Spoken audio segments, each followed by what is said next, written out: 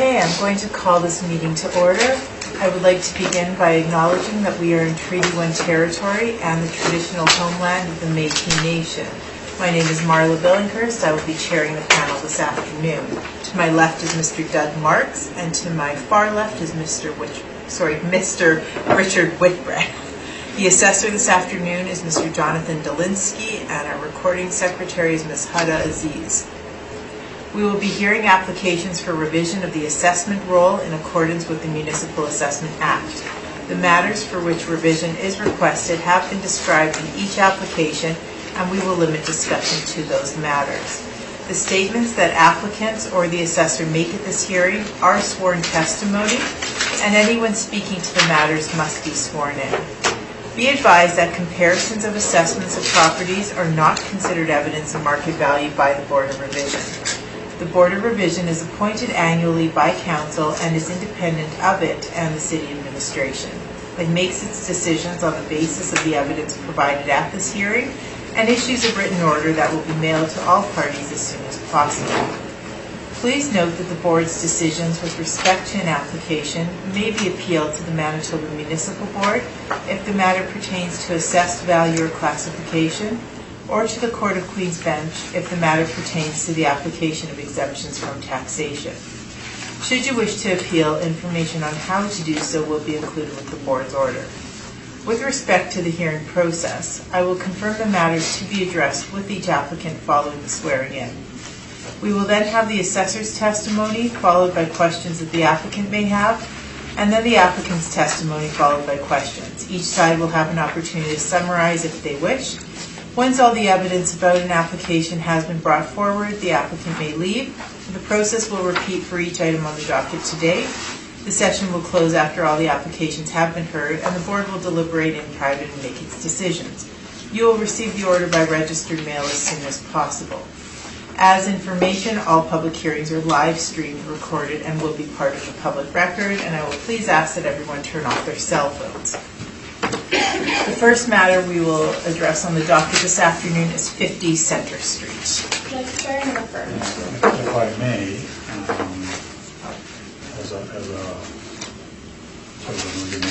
I'm sorry, go ahead. I apologize. Please state your full name. Jonathan Dolinsky. And do you swear the evidence you're about to present is the truth, the whole truth, and nothing but the truth, so help you God?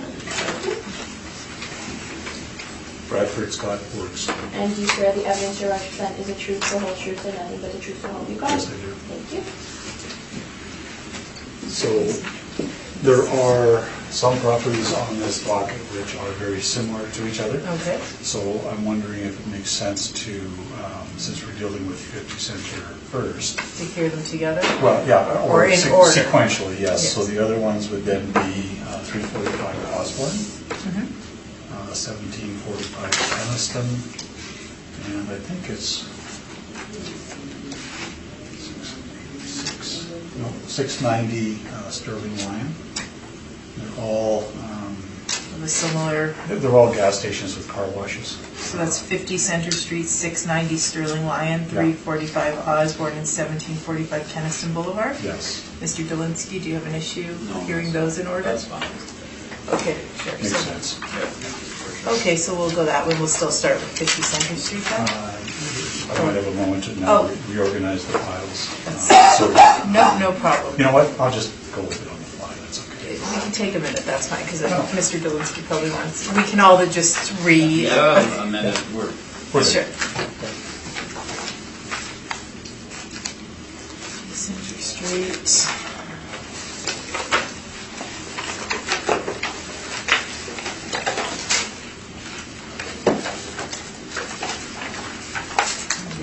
$690 Sterling Lion.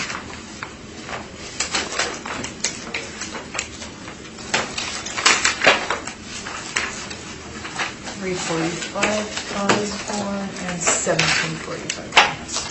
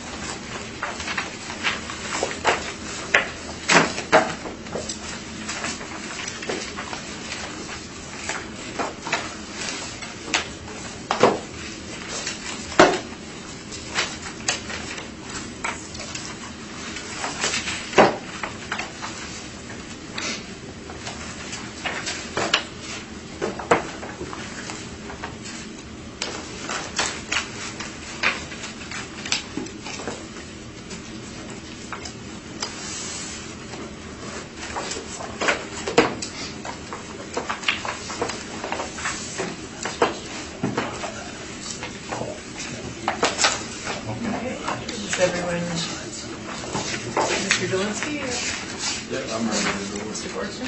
Yeah, I think we're good. All right, so Mr. Dolinsky, please proceed. File number 19-4072, roll number 0309-299-3055. The address is 50 Center Street. We have a C2 zone property, leasable area of 5,834 square feet. It's a gas station with car wash, co-op. The recommendation is to change the assessed value to $3,615,000. Sorry, Mr. Borson, were you aware that there's a recommendation on this? I am. Accepting. We're headed in the right direction, but we're not Not there. there, okay, so then, sorry for interrupting. Yeah, for sure. No, just an explanation real quick on the new value. If we turn to page 7, please. There was changes done to the model in terms of depreciation for the tanks, fuel pumps, etc., as shown on page 7. So that is the explanation for the change in value. Turning back to page 3, we have an overhead view of the property.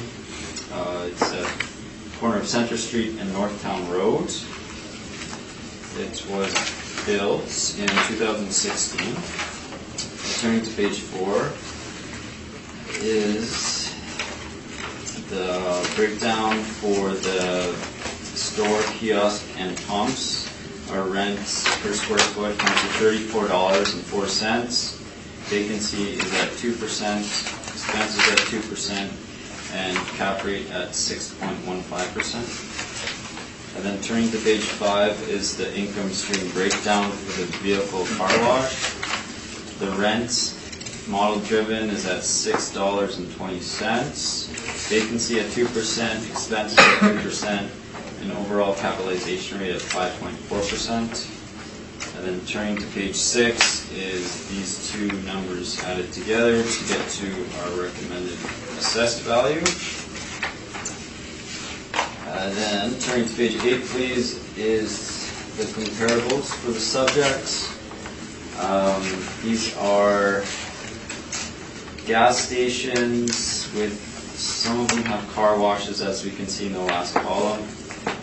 They are mixed around the city.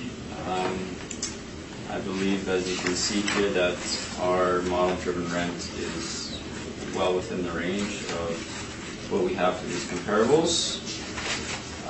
And then just to conclude, turn to page 15, please. For this 2020 general reassessment, we have altered the approach to the non-recoverable expenses for commercial and industrial properties, different than what's been done in the past. Just for more explanation, page 17, for this 2020 cycle, our department has analyzed income and expense information reported by property owners to derive model-generated estimates of net operating incomes. In deriving these NOIs, ATD has allowed for non-recoverable expenses in 2 categories: a general 2% non-recoverable expense allowance and a shortfall allowance per square foot to account for non-recoverable expenses associated with vacant space. The table below is our justification for doing these changes, and that is my brief thing. Thank you very much, Mr. Borson. Do you have any questions for this? I do. Now, most of the questions that I have with respect to this property will apply to the following 3. We'll just carry them through then. Thank you, I appreciate that. So, Mr. Dolinsky, you've indicated that, if I understood you correctly, that this assessment is based on a model. That's correct. And that's what you're here defending? That's correct. So, in terms of this particular property type, this is it's a gas station operation Yes. has what is in effect a convenience store, yes? And a car wash, and the pumps and tanks and canopies, correct? Yes. And we cannot assess the business value, right? And so in terms of the car wash, that is assessed separately, yes? Yes. And in terms of the pumps, tanks, and canopies, that is also assessed and accounted for separately within your brief here, right? Yes. So in terms of the convenience store then, without assessing the business that's operating in there, we're just looking at the bricks and mortar, what we have left is essentially a retail store, correct? Yes, a retail store for a gas station. Okay, that's the business operation, and you've already agreed that the car wash and the pumps, tanks, and canopies, which form the gas station operation, are assessed separately. So in looking at just the convenience store section of it, what you have in terms of bricks and mortars is basically a retail store, right? Well, I guess I misunderstood your question. Page 4 is our valuation for the store, the pumps, and I guess those two things together. Okay, so let me back you out of that for a second. The additional value at $1,545,000 on page 4, that's for the pumps, tanks, and canopies. That's correct, yes. Okay, so if we remove that, what we have left from this income stream shown on your page 4 is for the convenience store, right? Yes. And so the bricks and mortar of the 3,412 square foot convenience store is effectively a retail building, yes? Yes. Okay. Now, this, that's not right. The information that you're showing on your page 8, at the top of the page, you'll see there that these are pad site rent comparables, yes? Yes. Did you prepare this document? It was prepared within our office. Within your office, but you didn't prepare it? No. Did you have an opportunity to review it prior to this hearing? Yes. And you're comfortable that all of the information on here is accurate? Yes. So in terms of pad leases, that is a lease of the underlying lands, correct? Irrespective of the buildings that are on there? Yes. Okay. So, for example, your comparable number 1 at 690 Sterling Lane, and we're going to hear that one today. You've actually split out the pad lease into 2 separate rents, correct? Yes. But the lease does not separate out those building areas, does it? I guess not. Okay, because it's a pad lease, right? Right. And so how then do we arrive at differential rents between car washes and retail and convenience stores? I'm not sure how that's been done. Similarly, would it be the same answer then for your comparable number 5, where you don't know how it was split out?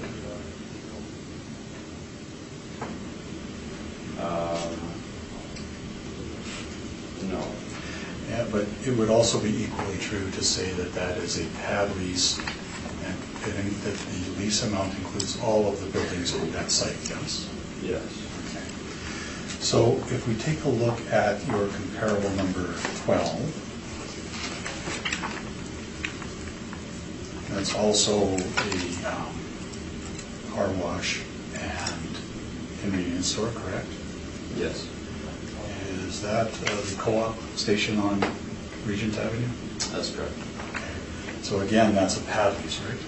Yes. And so the lease is an annual amount of $114,996. The lease does not separate out the convenience store rent and the car wash rent, correct? I don't believe so. Okay. So If we take a look, for example, at your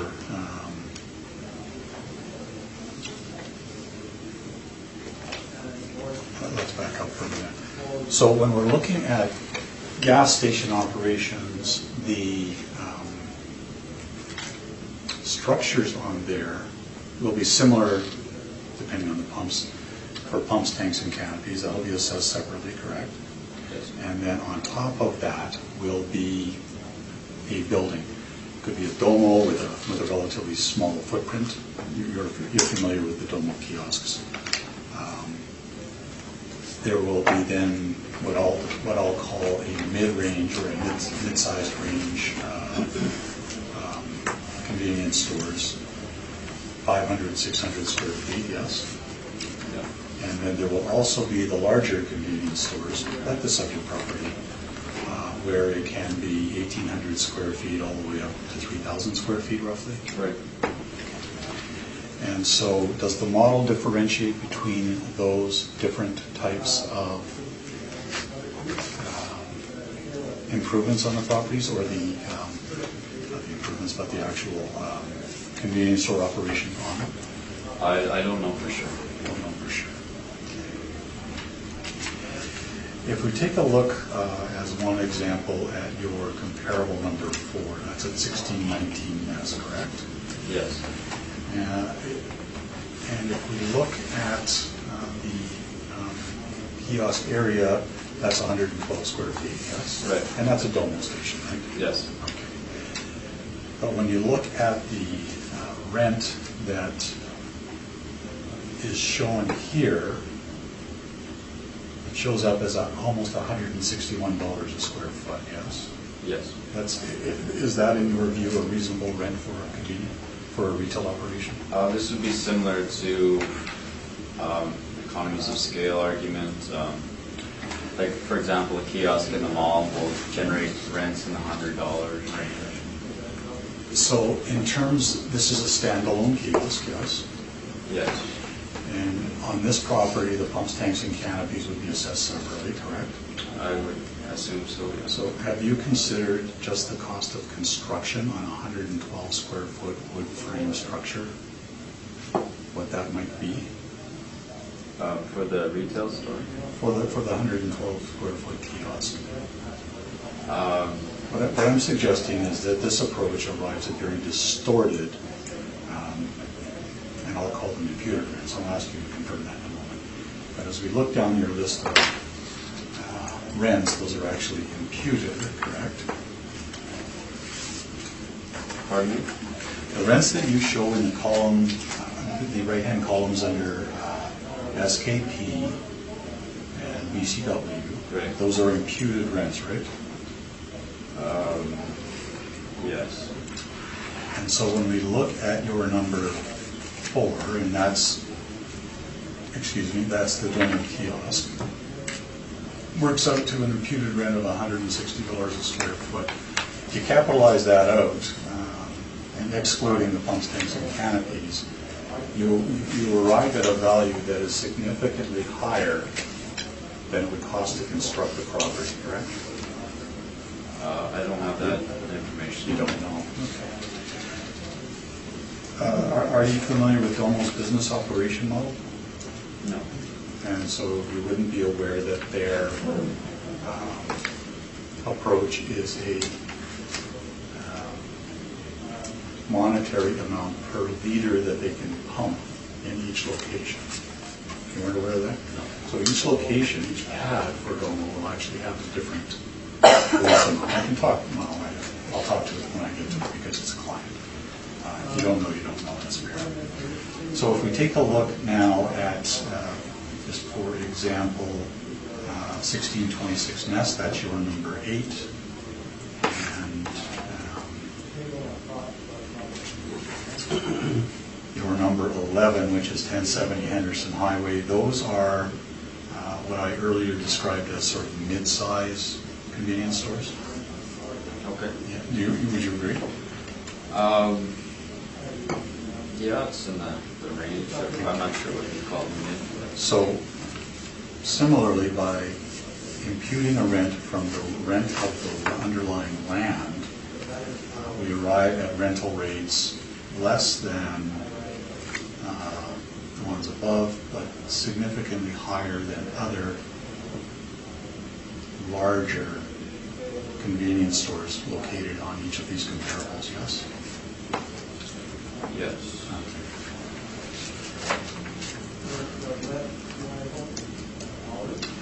So I just want to take you back to your page 7 for a quick moment. Now, you indicated that there was a change in depreciation. Can you explain what that was? I don't know the ins and outs of it. Basically, there was a change, as told to me, in the depreciation rate. It's done by our modeling section. So at the time of when I was building these briefs, we realized there was a new assessment value for these particular instances that are highlighted in yellow, and that's the reasoning behind the difference. Okay, and so the percentage of depreciation that's shown towards the right-hand side of this table, that's a depreciation due to age life only? I'm not sure on the particular. Don't know. Do you know what age life table, what the life expectancy is for these improvements based on the model? I do not know. Okay. Do you know what the Marshall Valuation Service suggests for age life on gas stations? I do not.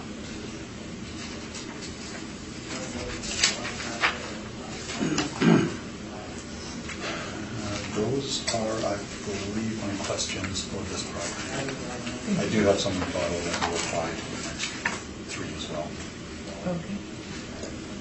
Thank you. Mr. Whitbread, do you have any questions for the assessor? Well, I was going to ask the city to clarify page 7, but it doesn't sound like you're able to shed much light on what this means. No, not too much. It's all I can say is it's taken from Marshall and Swift. From what I was told, the old value wasn't the correct depreciation rate, and it's been fixed. So the new number that's highlighted on the bottom is what the roll stands of for 2020. So based on the changes you're talking about then, the value would fall from 1.8 million to 1.5 million? Yes. And that would be what the amount that's to be depreciated? That's the total value for the tanks and the pumps and the... Which will be depreciated. Right.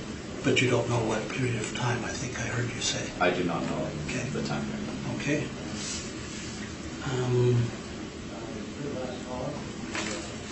These numbers you provided on your pages, I think 4, 5, 6, area, yeah.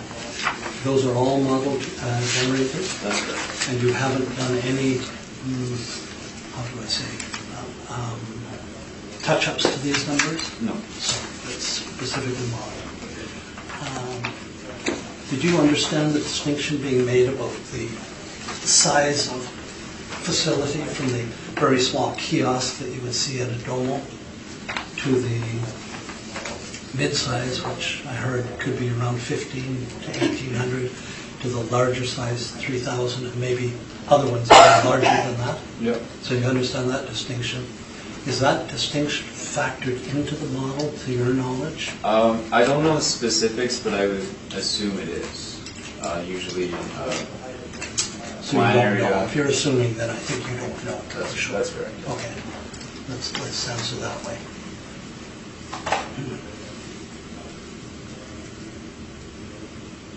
I have a million other questions, but I think I'll wait until we go to the appellant. Okay. Okay? Thank you. Thank you. Mr. Marks, do you have any? No for me right now, thank you. Nor do I, so Mr. Boardroom. So this rebuttal is in respect for this hearing, because that's the time that I have to check for this hearing. Thank you. The property at 1070 Henderson, I've been talked to Federated Cooperatives, who is located at that on that particular roll number. It's a client. I actually just prepared the brief on 1070 Henderson for submission to this board. I believe it was due Monday. They actually scraped the old improvement. So if we take a look at page 5, you'll see there the original store. It's a business operation. They try and determine how much gas they can pump at each location. That's why you'll see gas stations at some locations and not car washes. For example, the Pembina Highway location, which is also under appeal, doesn't have a car wash because they can pump so much gas out of that location. They filled up the site with pumps, well driven by it. Same thing happened here. This improvement at the top was the original structure, and that's what the assessor shows on his page with the 500 and some square feet of area. It was built in 1996. They scraped it. They removed the tanks, they removed the canopy, they rebuilt it. And I've included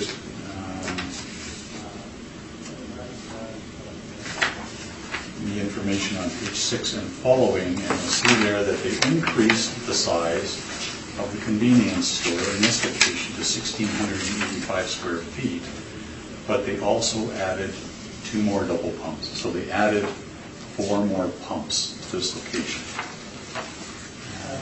Didn't include an overhead, but it's readily available. The other thing with this lease, and if you look at page 5, in the very top left-hand corner, you'll see a sign with the co-op. Also on that pylon is the Tim Hortons sign. That sign is on a different roll number. The actual site of 1070 Henderson is a standalone single-occupant property for Red River Co-op. But their rent, and I'm going to get into it in a minute, is not a true net rent, and it also includes signage not attributable on this roll.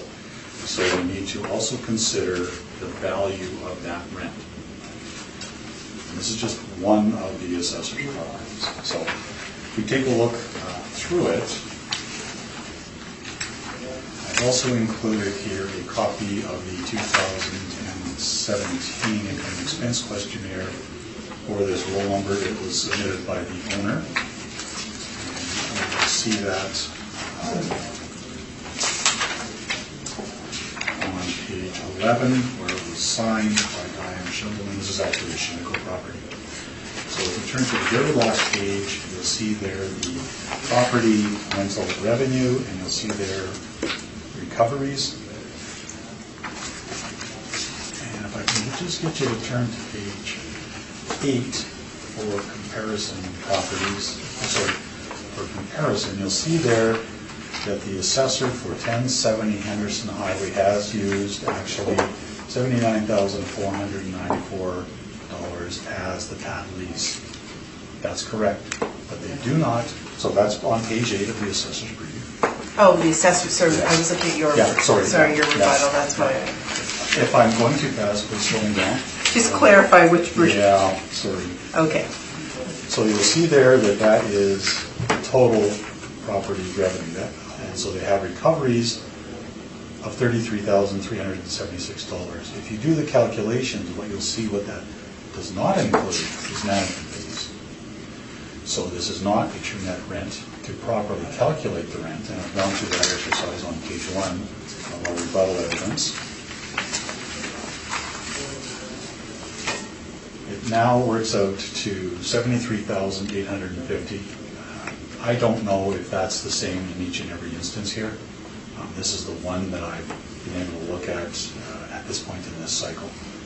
But you'll see there that I've gone through the calculations where it is no longer 580 square feet. The rent hasn't changed a penny, but there's now 685 square feet of convenience store plus the pumps, tanks, and canopies. That's the danger of using pad leases. You mean 1,600? You said 600. I'm sorry, 1685, quite right, yes, Okay. thank you, yes, quite right. And the 73,850 is what you're talking Yeah, and so about. they've also, as I indicated, increased the number of pumps. They now have 12 rather than just 8. So as you go through that, all of a sudden we go from $150 down to 40, not quite 44, just on the convenience store. That's looking at the SKP? Yeah, but that's also not including consideration of the signage pylon on the adjacent roll. And what rent was being paid here should be attributed to that. So also when you consider it per pump, you go from 10,930 down to 6159. That's on page 1, the very right-hand column. And so that,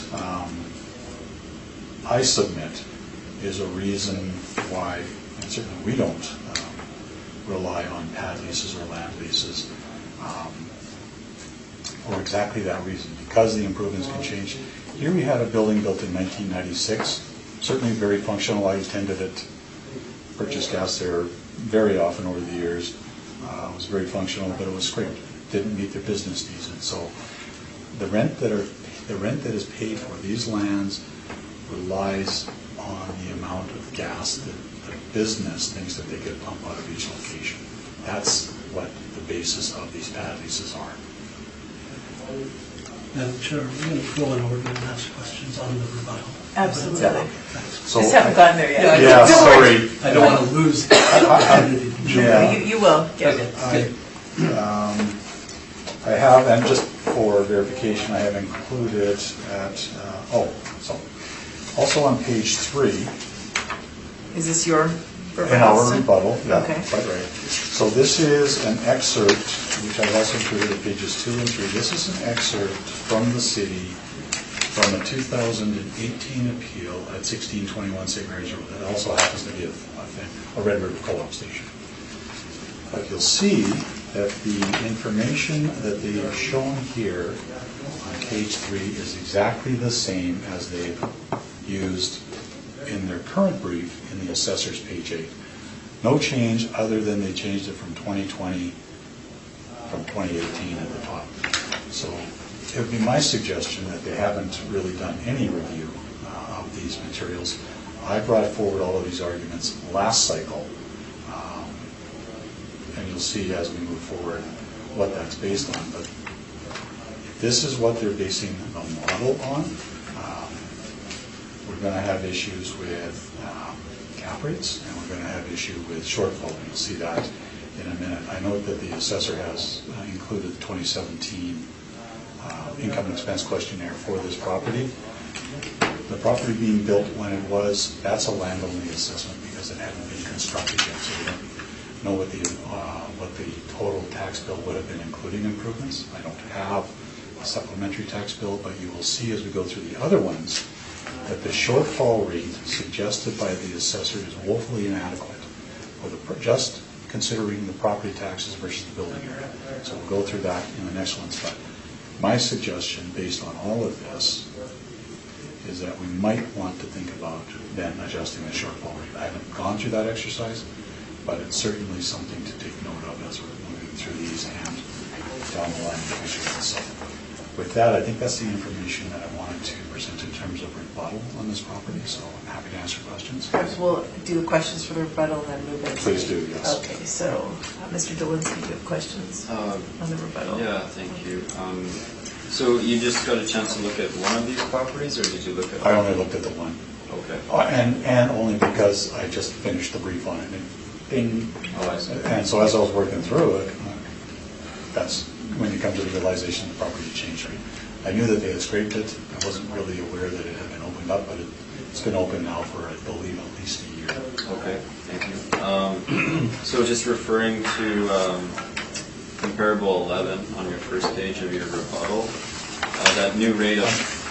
Okay, yep, sorry. The new rate of 43.83, does that fall in line of what we have modeled for our skip portion? In terms of modeling, so because the pad leases are based on the business in each location and the amount of gas that they can pump in each location, that necessarily means that the net rents that you folks have calculated, I'll refer to the pad leases, that relates to the business that they can run in that particular location. So in trying to impute a rental rate to the real estate from a business operation necessarily includes some non-accessible business. Okay. You mentioned the 2018 appeals. Did you deal with these co-ops? Quite a number of them, yes. And you mentioned that these same comparables were used. That's exactly the case. Do you remember how the decisions went? Some are reduced, some are confirmed and appealed to the municipal court. Okay. Thank you. No further questions. Thank you, Mr. Whitbread. The moment you've been waiting for. Yeah. How long do we have? As long as you need. No, I think somebody has to be out of here at 5. Mr. Marks, do you need some water? No one. Oh, okay. I'll just die. No, well, we don't want that. Well, let me start with this.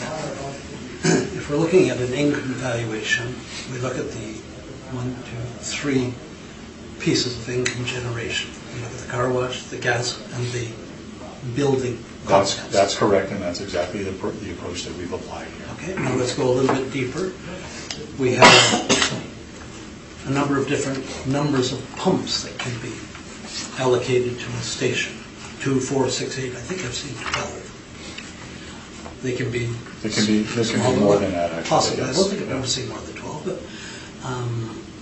and then in the store, you've got, as you said, a kiosk, a mid-size, and let's just say a larger size. 3 variations. 3 different types, Okay. yes.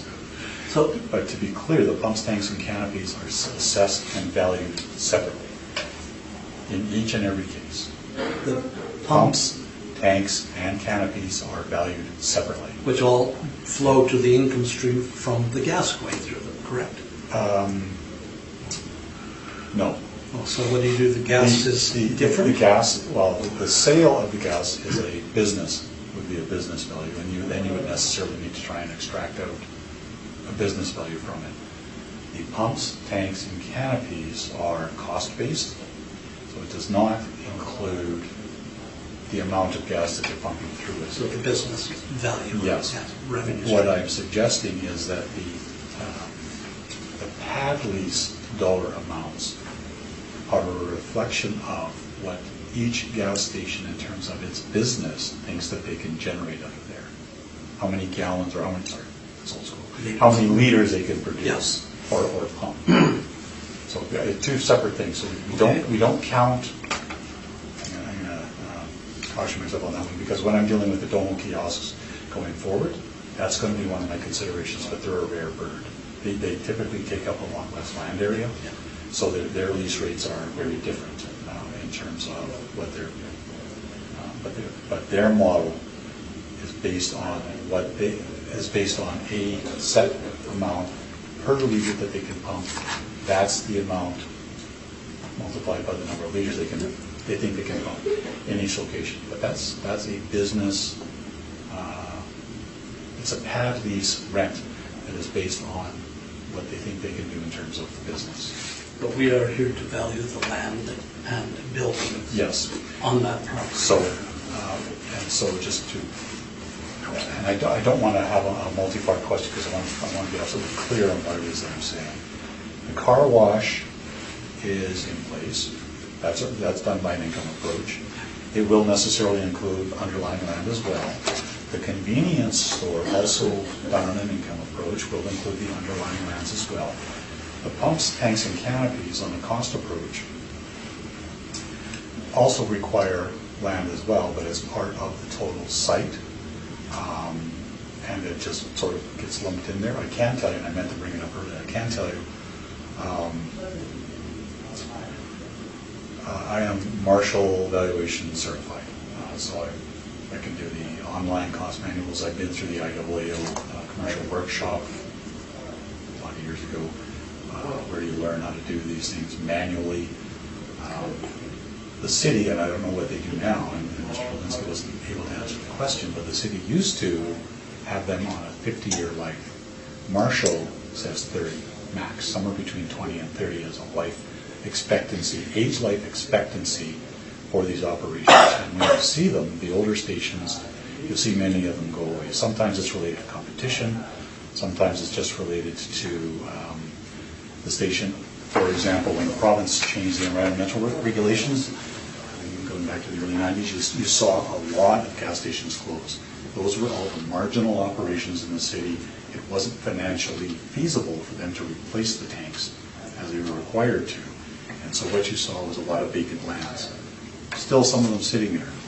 Johnson and Henderson used to be a petrochem. It's been sitting vacant for, I want to say, at least a couple of decades. Further up the street on Henderson was and I could speak, I'm talking about Henderson because I used to live on Knowles, was an Esso gas station, and it was scraped, sat, vacant land for years and years. They finally actually came in, remediated the soil, put it back in, and now they've built some kind of an office structure there, I believe, on its back. And we've also seen the elimination of service vehicle repair bays from gas stations now. Yeah, in There's terms been a of huge gas change. sales, mostly. There are very rare examples where they still exist, but I would agree with that, where vehicle service garages are very different than gas station operations. You spoke about the tanks. Those also are included in the valuation of Yeah, the yeah. land and property. Underground or above, and that's under the legislation. If it's an above-ground tank, for example, I've got a case out in East St. Paul, owned by a school division for their bus depot. But the legislation very clearly says that the tank is accessible for real property purposes if it's used for the retailing of oil products. That's not the case out there, even though they've assessed it, so we've got a case going forward on that one. Right. But yeah, tanks, whether they're underground or above ground, and the pumps and the canopy are all accessible as real property, and I agree with that under the legislation. Let me come to the next part of my question before I forget it. I'm getting very wordy here, and I You are, apologize. but that's fine. Yeah. It's an education for all of us. I think you, as well as I, need this education. You talked about the volume of fuel flowing through the business entity. I get that.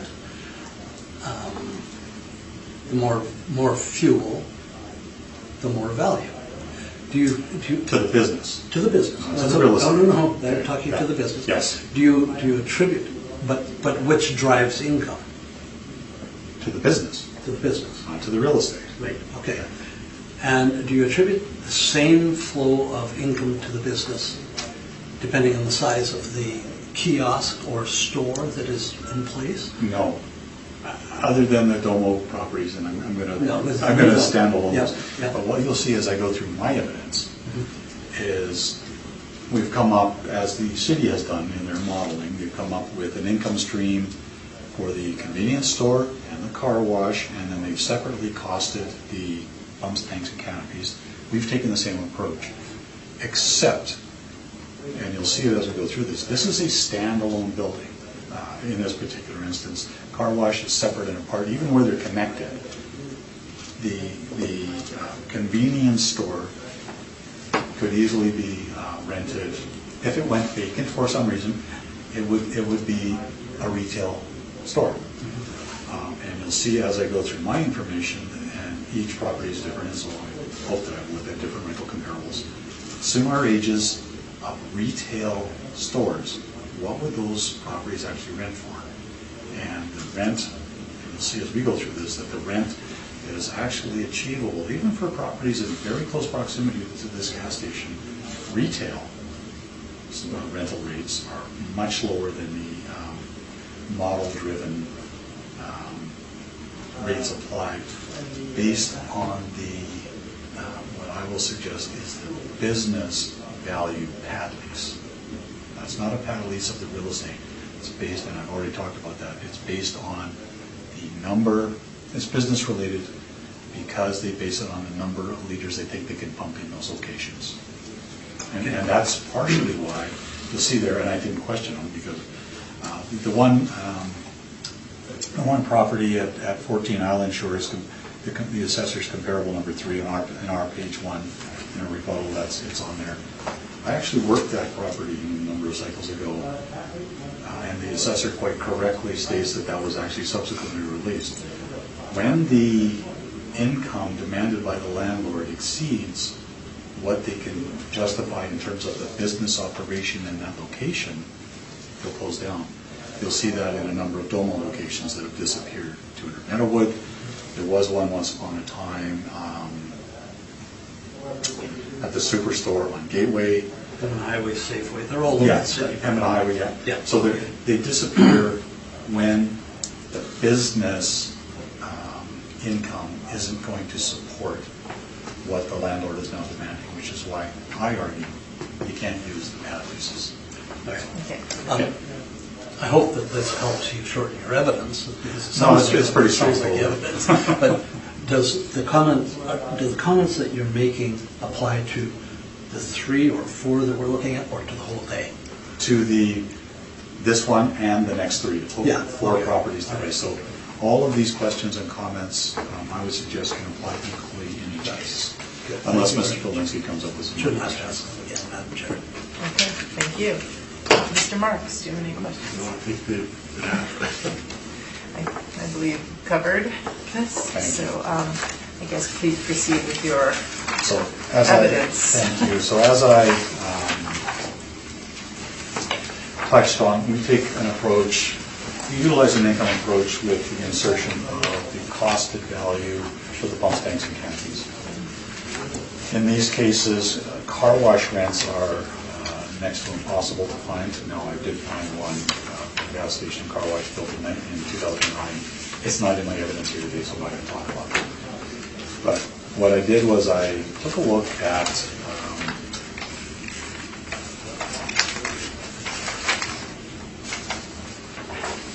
this property. We can start at page 3.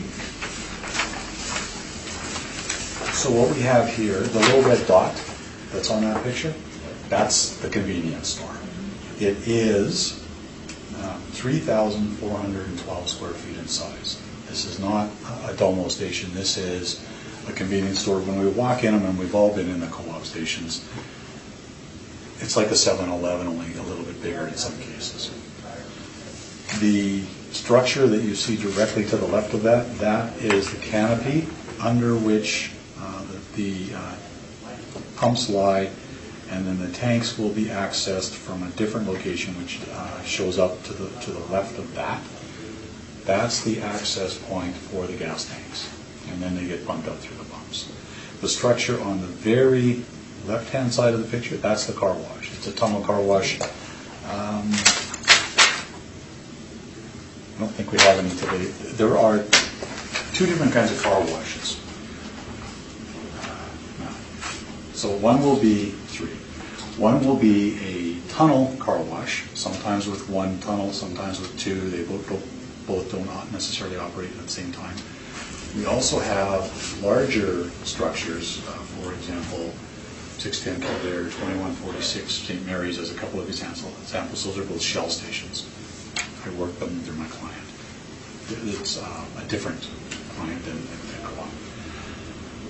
Those are drive-in lawn washes. So they're a very different operation, and they have, again, not the business value income generator from there, but a rent assigned from there. Now, the rents that the city has assigned this time around is more or less, generally speaking, in line with the rents for car washes assigned last time. We didn't dispute it last time, and that's my general approach this time. If we take a look at page 4, we'll see there in this case, this is, if I recall correctly, a double tunnel.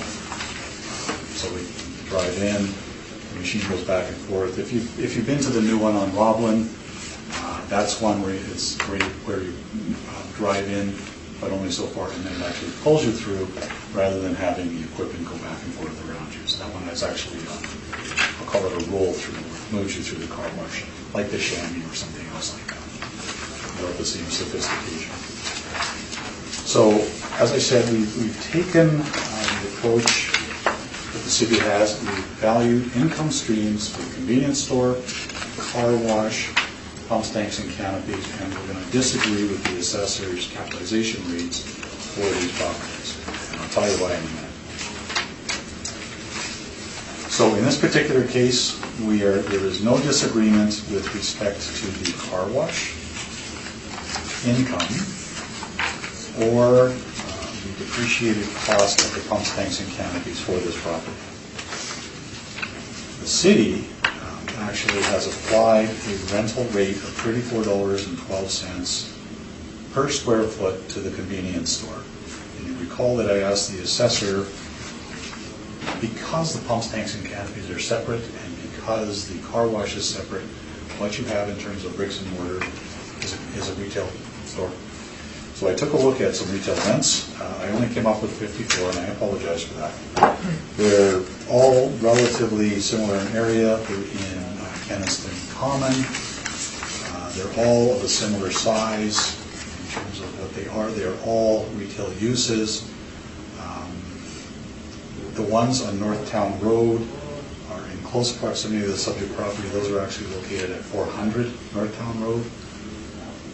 That's a very new property built in 2017, and even there, you'll see a range in rents from $23 up to $33.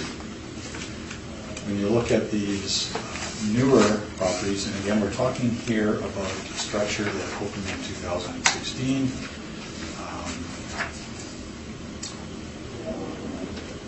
I applied a $30 per square foot rent on this property. You're going to see a consistency in my approach as we're moving through these. $30 a square feet for anything built after 2010, $28 a square foot for anything built in the 2000s, and as you get to the 90s, it's going to drop to 26 or $24 a square foot, depending on where in there it is. Sorry. Do we need a moment? No, I'll deal with that later. Sorry. So the city has applied $6.20 a square foot on the car wash. That's what we've applied to the 2420 square feet. That's not disputed, and so we have an overall rent combining. That doesn't really calculate. I'll just double check.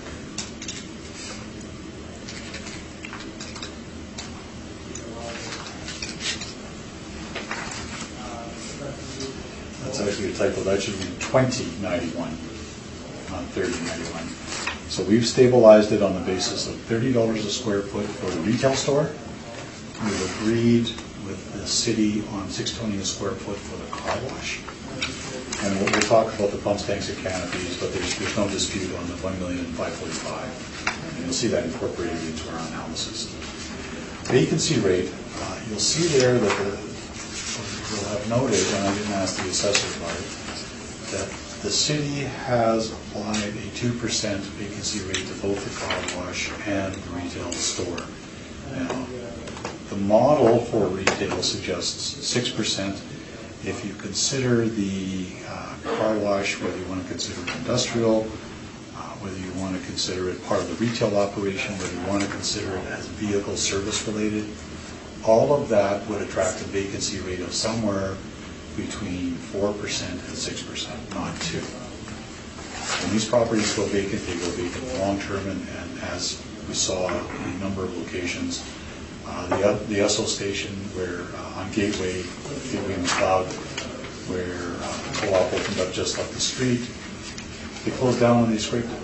When they go vacant long-term and they're scraped.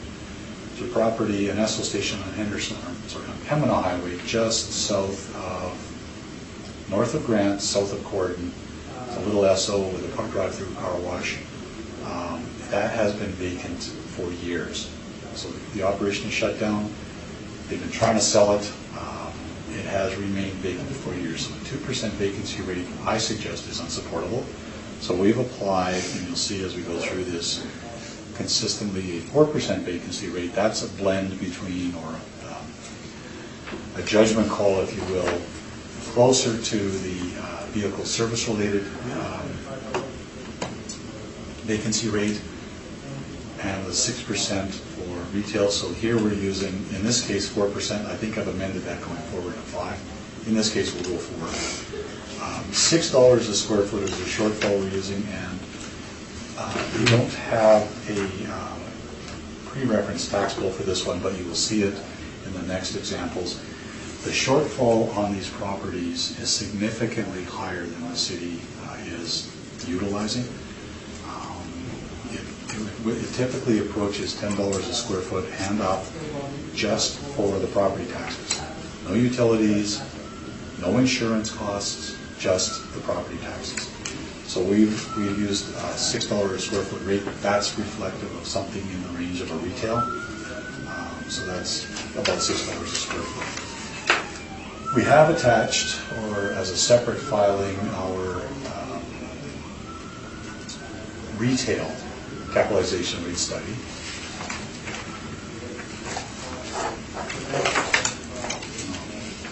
Maybe I'll start with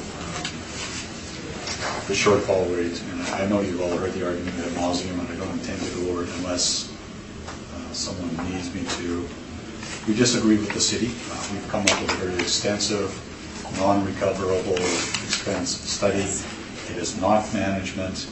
It is related to the ordinary operating costs of any, commercial or industrial property. They would all have non-recoverable expenses associated with them. If they're non-recovered, then it needs to be accounted for. The city, in our view, has mistakenly gone to 2% in their model. We continue to argue for 7%. So I'm pretty sure Mr. Lewinsky has heard arguments previously. In terms of the capitalization rate study, I've included, because this property in my mind is most akin to a retail outlet, I've included our capitalization rate study. I've also included in here a number of industrial cap rate studies as well for as we're going forward. The conclusions with respect to the capitalization rates. Now I can go over how we got to where we got to on this, but I think that we've all heard it before. Are you familiar with these studies? Oh. Cole's notes? Okay. Okay. So all of our studies take the same general approach. This, full disclosure, I didn't prepare this document. The retail one was prepared either by Mr. Reimer or Mr. Slaughter in your office. I think it was Mr. Reimer. I did the industrial end of it. And so we take a look at, it's 4 different things. We take a look at the cost of money. We take a look at mortgage rates. We take a look at broker market reports. These are published reports by Colliers, by CBRE, and others. We take a look at actual capitalization rate extractions. From all of that information, we come up with conclusions with respect to what we think the capitalization rates should be, and that operating income divided by the capitalization rate to come up with a direct capitalization rate value. So for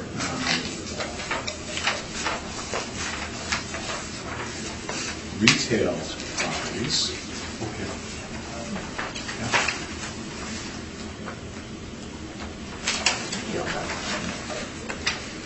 we've come up with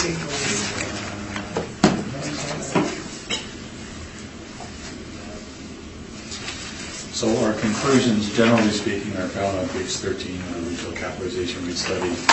They're going to be somewhere between 6.5 for most retail, somewhere between 6.5 and 8, generally speaking. So in this particular case, based on all of that, I went with 6.5% for this property.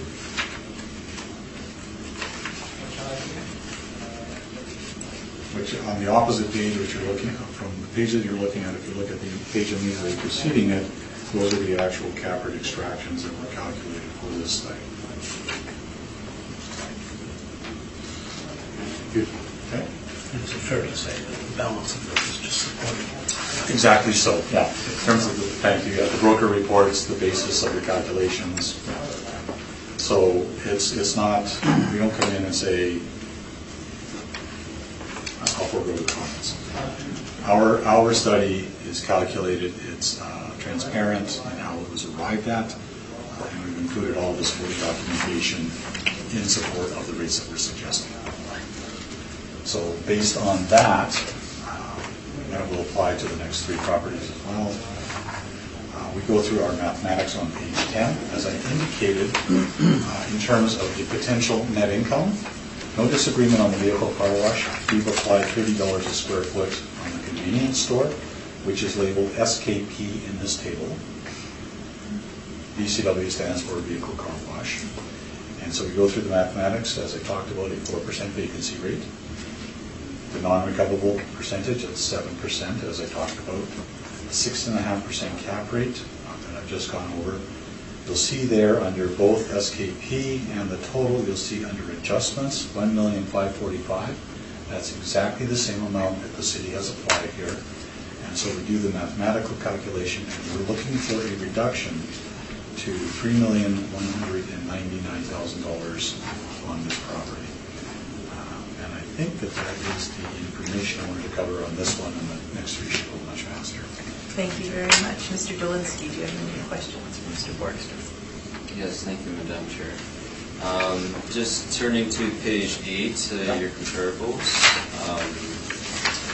Do any of your comparables there sell gasoline? Well, none of them sell gasoline.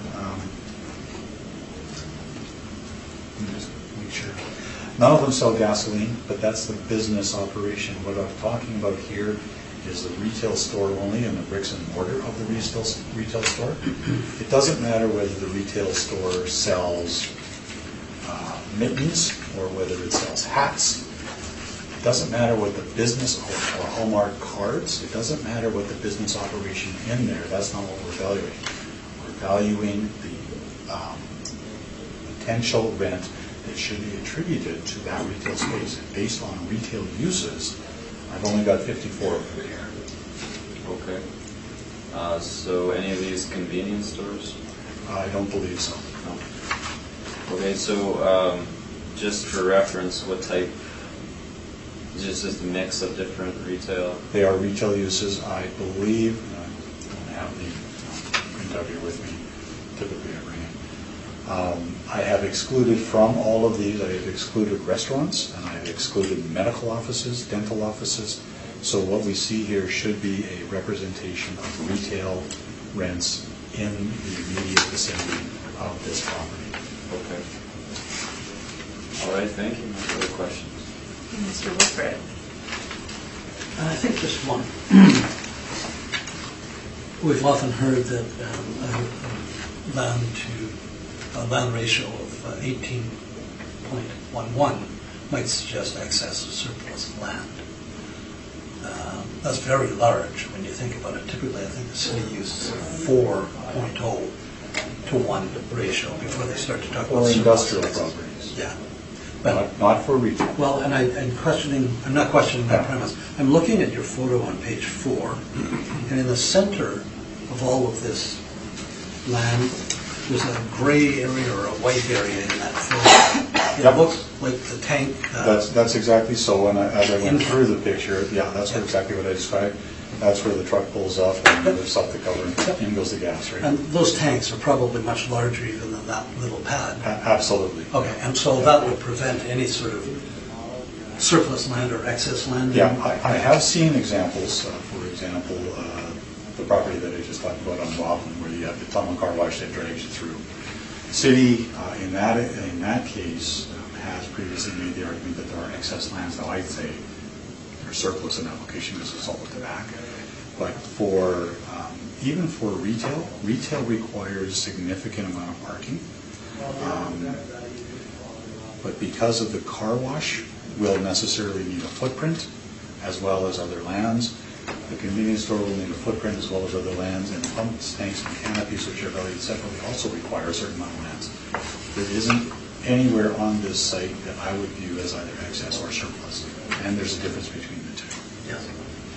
Okay, and rightfully so, I wouldn't want to necessarily have vehicles flying through there with great big tanker trucks filling up those tanks. That's the only question I had. Thanks, Madam Chair. Thank you very much. Mr. Marks, any questions? I have no questions.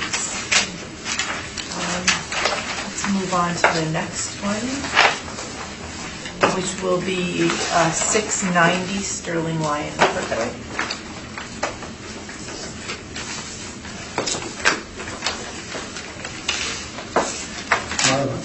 Before we start, could I just make a comment? I just want to share something with Jonathan. This may be frustrating for him in terms of the length of time it's taking, but we have a new member on the board, but this morning we had a new assessor sitting with us, and all of the parties, I think, in fairness, want to be patient. There's no worries on that. Okay, good. Yeah. Just wanted to reassure you that. I'm pretty new as well. Thanks.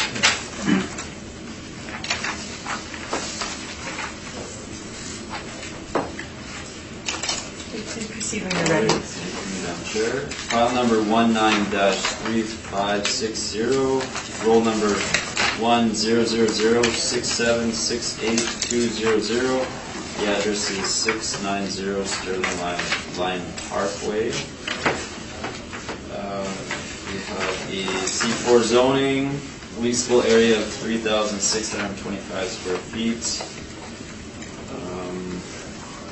Land area of 31,251 square feet. Our recommendation is to change the assessed value to $2,434,000. Same story as last.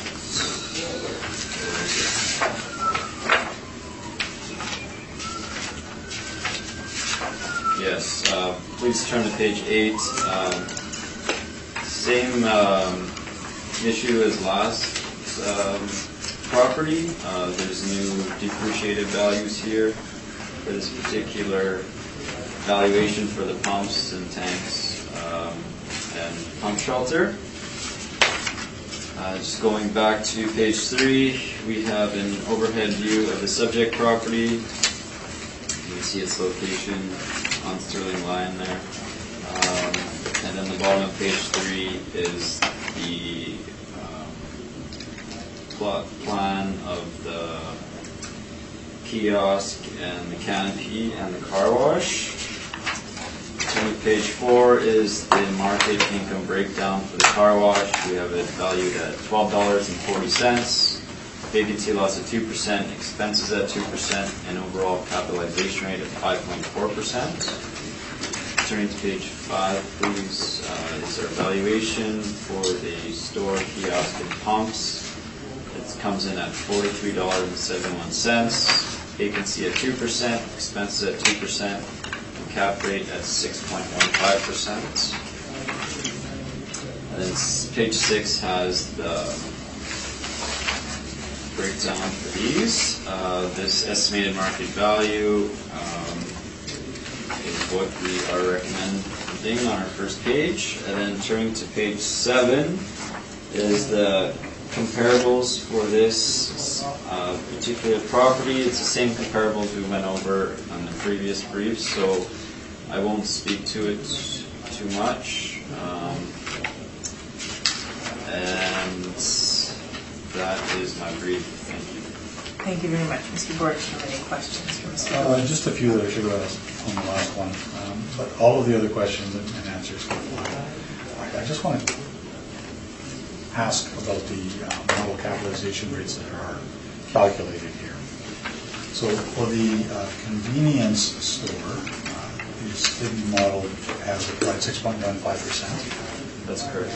Now, did the model look at sales of gas stations, or is that calculated on another basis? I don't know the specifics on what the model is. Okay.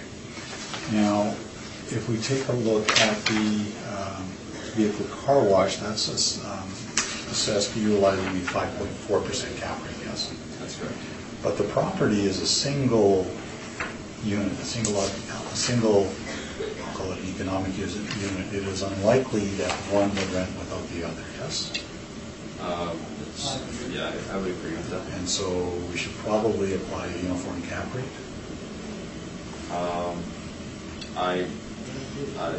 I guess it hasn't been done that way.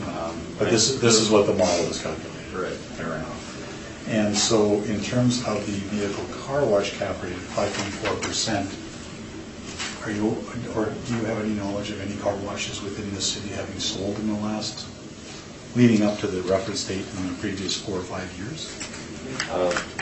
Personally, I don't have any of that information on me. Okay. Thank you.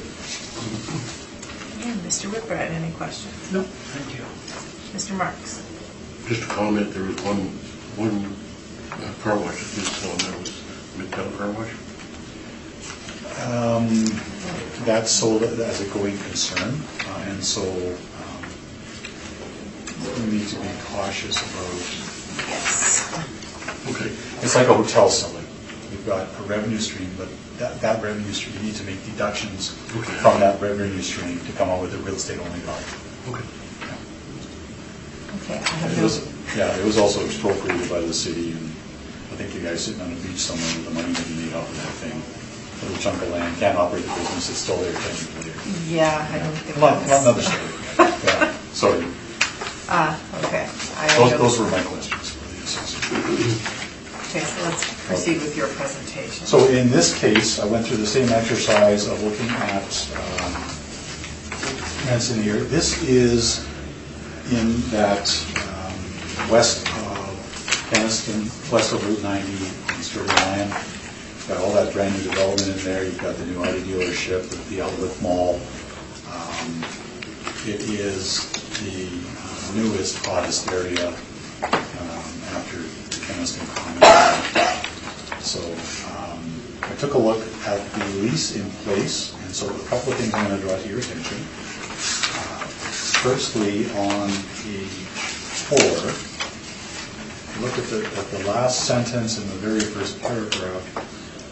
My approach here is to use information which would reasonably be known by any potential purchaser as of the reference date. In this case, we've got a step up in the lease rate effective September of 2018 to a higher rent that was in effect than the reference date. That's the I've used the higher rent. Any purchaser looking at this property would recognize that they're not buying the income stream as of the reference date. They're looking at an increase. This is a stable tenant, not likely to go anywhere. It's a long-term lease. So I've applied the higher rent. I took a look at rental comparables in the immediate area, and even allowing for a lower car wash rent, I thought that the actual stepped-up rent in place as of the step-up date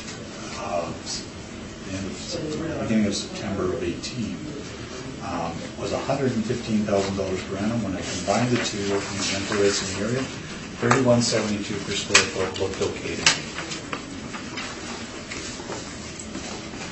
as a total rent. So that's very close to what the city has actually applied here at $115,398. So we're about $400 apart.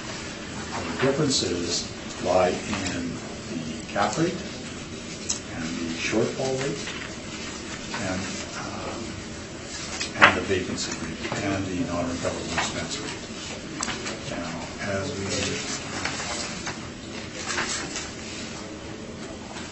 go through, actually, what I'll do is refer you to. So if you look at the very last page in this document, or page number 15, I actually provide the backup documentation for the rents that will be in place in September of 2019.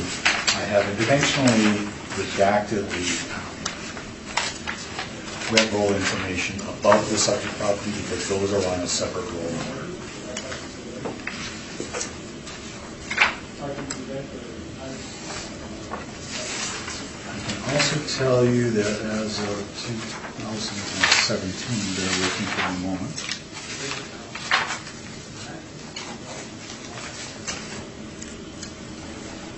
For this, let's do okay.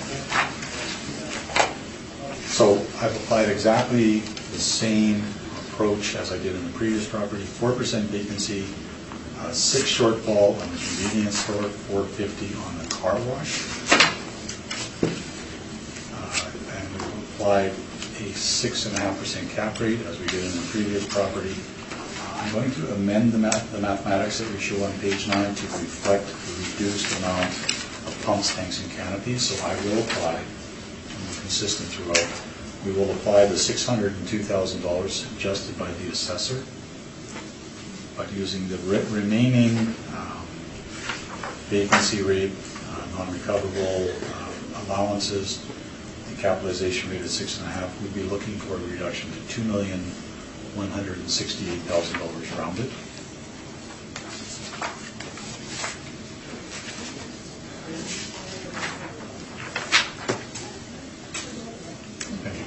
do you? A lot shorter. Mr. Dolinsky, do you have any questions? Yes, thank you, Madam Chair. Any comparables?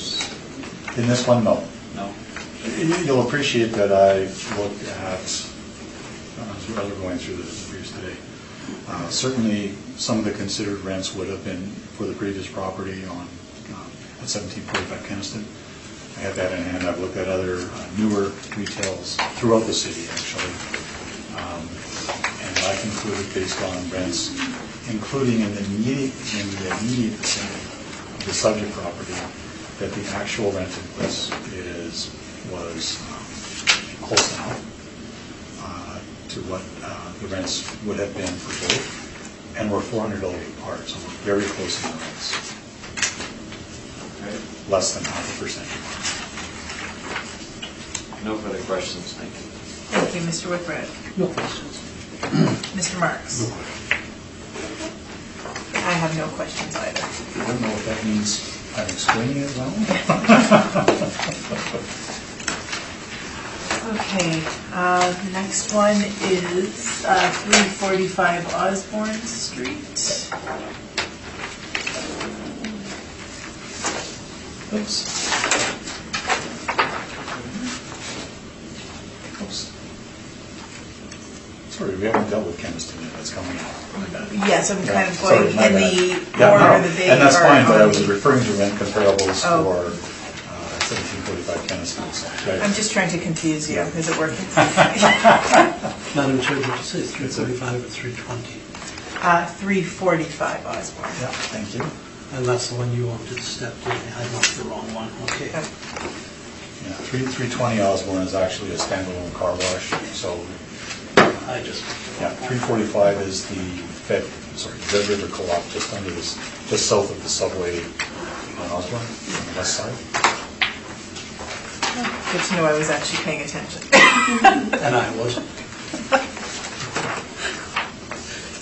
It's usually the other way around, right? No. I would never say that about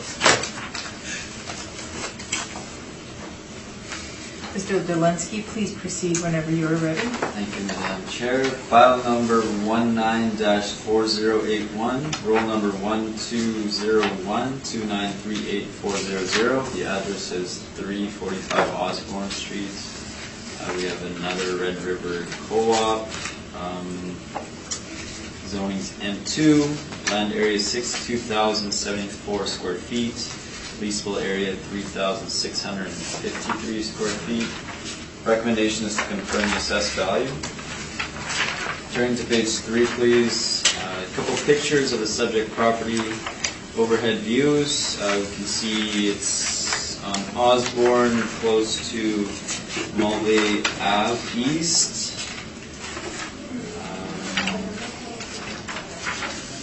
As with most of our co-ops on the docket, they're in particularly busier areas with lots of traffic. Turning to page 4, we have a vehicle car wash income breakdown. Valuations at $10.43 per square foot. Vacancy at 2%. Expenses at 2%. The cap rate's at 5.4%. Turning to page 5, we have breakdown for store, kiosk, and pumps. Comes in at $38.36. Vacancy at 2%. Expenses at 2%, and cap rate at 6.15%. Turning to page 7,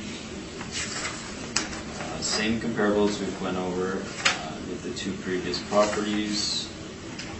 We fall in the range again here of what is shown in the top table, and the below table is the breakdown for what is added to the income stream in terms of the pumps, tanks, and shelf and canopy. And that is my brief. Thank you. Thank you very much. Mr. Borgstrom, any questions? I do have a couple. So we've made adjustments on the pumps, tanks, and canopies on the previous two properties. Is there a reason why this amount hasn't been adjusted?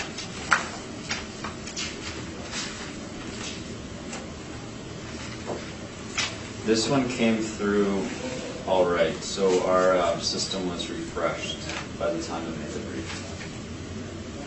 So That was the original assessment. That was the original assessment attributable to the pumps, tanks, and canopies. Yeah, so turning to page 6, I can show you the breakdown there. Yes. So it was originally 560, but you've made adjustments to the previous two properties because of a change in something. Why wouldn't that apply here as well? So, starting from stream 2 on page 6, our SKP portion is 1,641,000. And then stream 1, 339. Oh, sorry. Going back to stream 2, the total adjusted rate is second from the bottom line. 560,000. 560. That's the same as on the original assessment income summary, and we can get into that in mine. But that's the amount that was shown in the income summary. Right. So if there was an adjustment to the previous two properties, why wouldn't a similar adjustment apply to this one?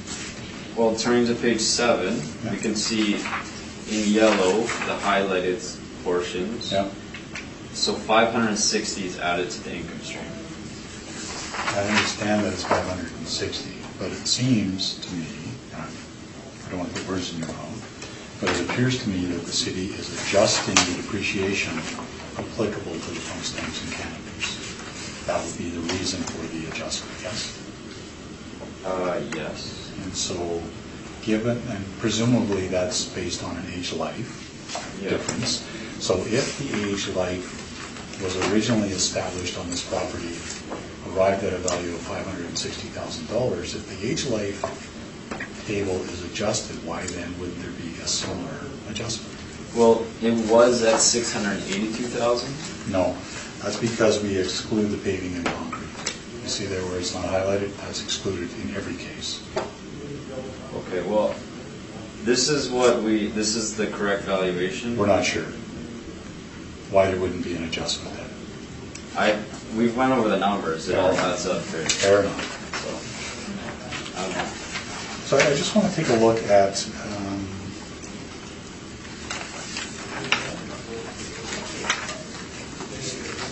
I saw it, bear with me. There we go. So on page 8,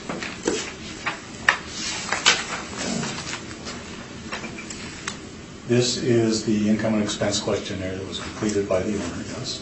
Yes. And so at the very top of the middle column, it shows an insurance expense of $9,257. You see that? Yes.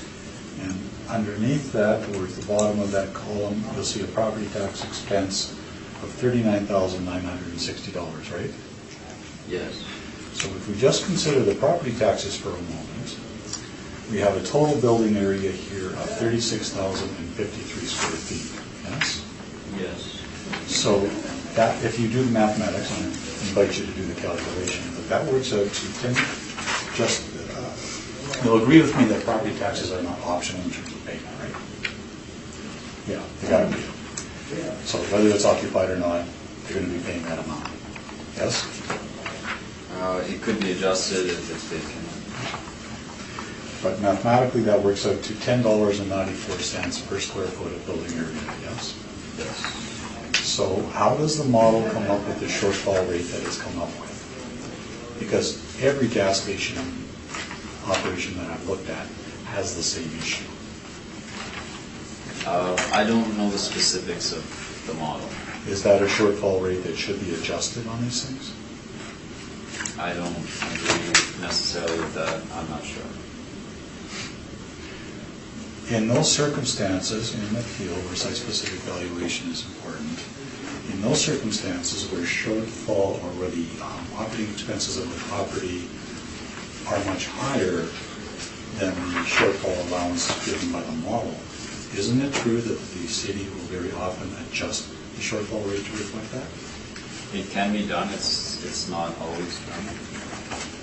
It's fair to say, though, that that's not right. You don't know how the city came up with its shortfall rate. I know it's model driven. Thank you. Thank you. Mr. Woodward? No questions. Mr. Marks? And nor do I. So the assessor has suggested that this is a good location, and I'm not going to disagree with that. This property or this structure, the improvements are actually quite a bit older than the ones we just looked at. It was built in 2001. I believe they had 2004. Well, that could be. Oh. Oh, it is too, yep, sorry, that's a Okay. typo, yep, my bad.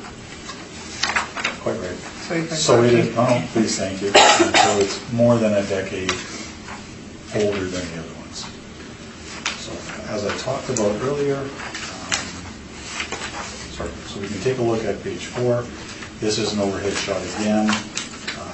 Interestingly or curiously, this land, the underlying lands are actually zoned industrial here, which is a sort of a curiosity.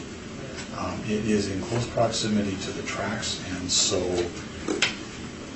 while I haven't accounted for it, changes to the regulations associated with proximity to rail lines has changed the development parameters. That means you can't build within.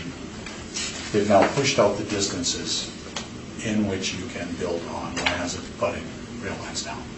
Haven't accounted for that here yet.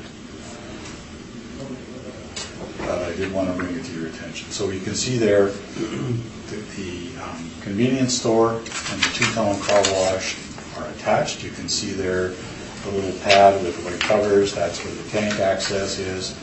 And you'll see the canopy or the pumps towards Osborne Street, towards the top of the picture on page 4. So here we have, again,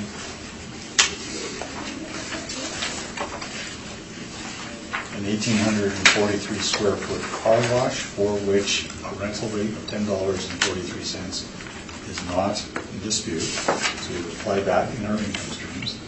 There is an 1,810 square foot retail store. I applied or looked at the same rental comparables I did for 50 Center. My view of these rental comparables is that they are in superior locations and in newer developments than the subject being 2004 age. So that's one of the considerations in looking at this property. In this particular case, I've also applied $30 a square foot, notwithstanding my comments. We've used the same rate as the city on the car wash. As I indicated, we've also applied the same pump tanks and canopy allowance at $560,000. As with the other properties, vacancy rate at 4%, shortfall for the retail store at $6, $4.50 for the car wash, 6.5% cap rate. So we go through the mathematics on page 10, and we're looking for a reduction to $1,506,000.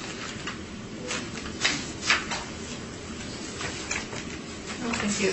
Mr. Delansky, do you have questions for Mr. Markstrom? Yes, thank you, Madam Chair. So are these the same comparables used in the first? They are.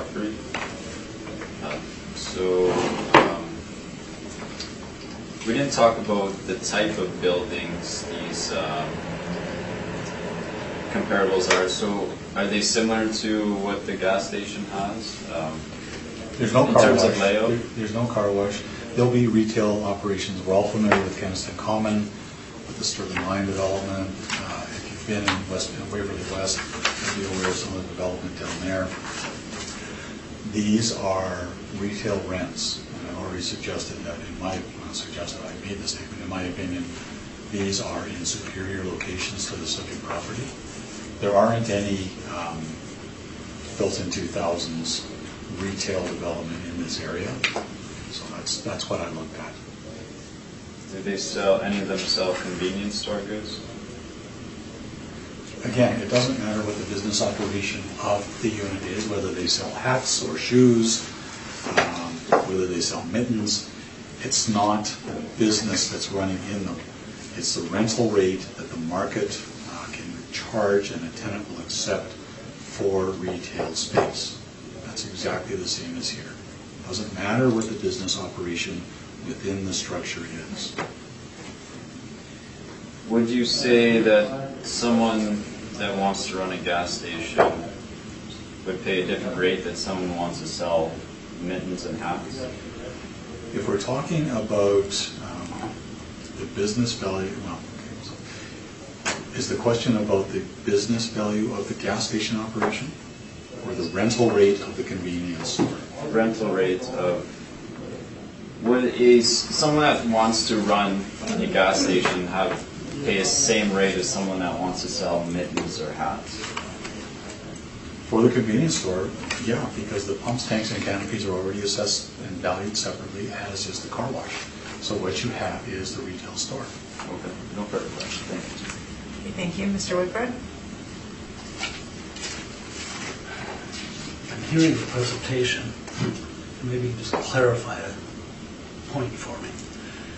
Because all of the quaps that I go into have a presence in the front that ties the car wash and the gas kiosks. They have buttons, they have cash registers, they can talk to the people that run all of that business.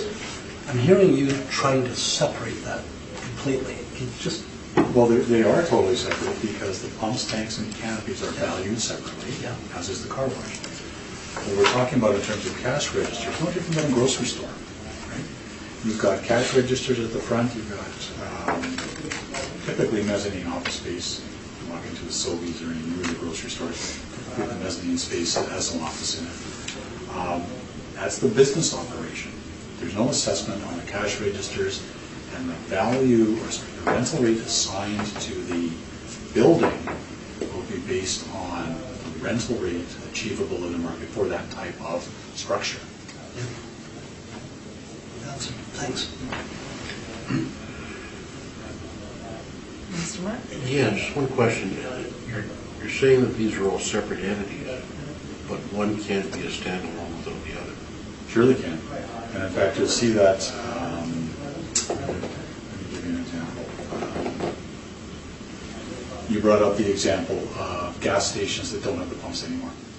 They're now just service stations where you go in for vehicle repairs. Pumps, the tanks may or may not still be in the ground. The pumps have certainly been removed. But that's why, or that's not why, but that's a separation of it. That component can easily go away. And what you'll be left with are the service bays and a little office in front of the cash register for vehicle repair shop. Great example. Thank you. Stafford has one. Academy. Well, there's a whole bunch of them. Yeah, I remember when that was, Okay. like I grew up in the area, I remember when that was a petrol plant. Right. And there's a bazillion other examples similar to that. Further down Pembina Highway is now a Certigard. It's not a gas, it used to be a Petrocan, it's not there anymore. It's now a service station or a vehicle repair shop. Okay, thank you. And we will just go to 1745 Keniston Boulevard now.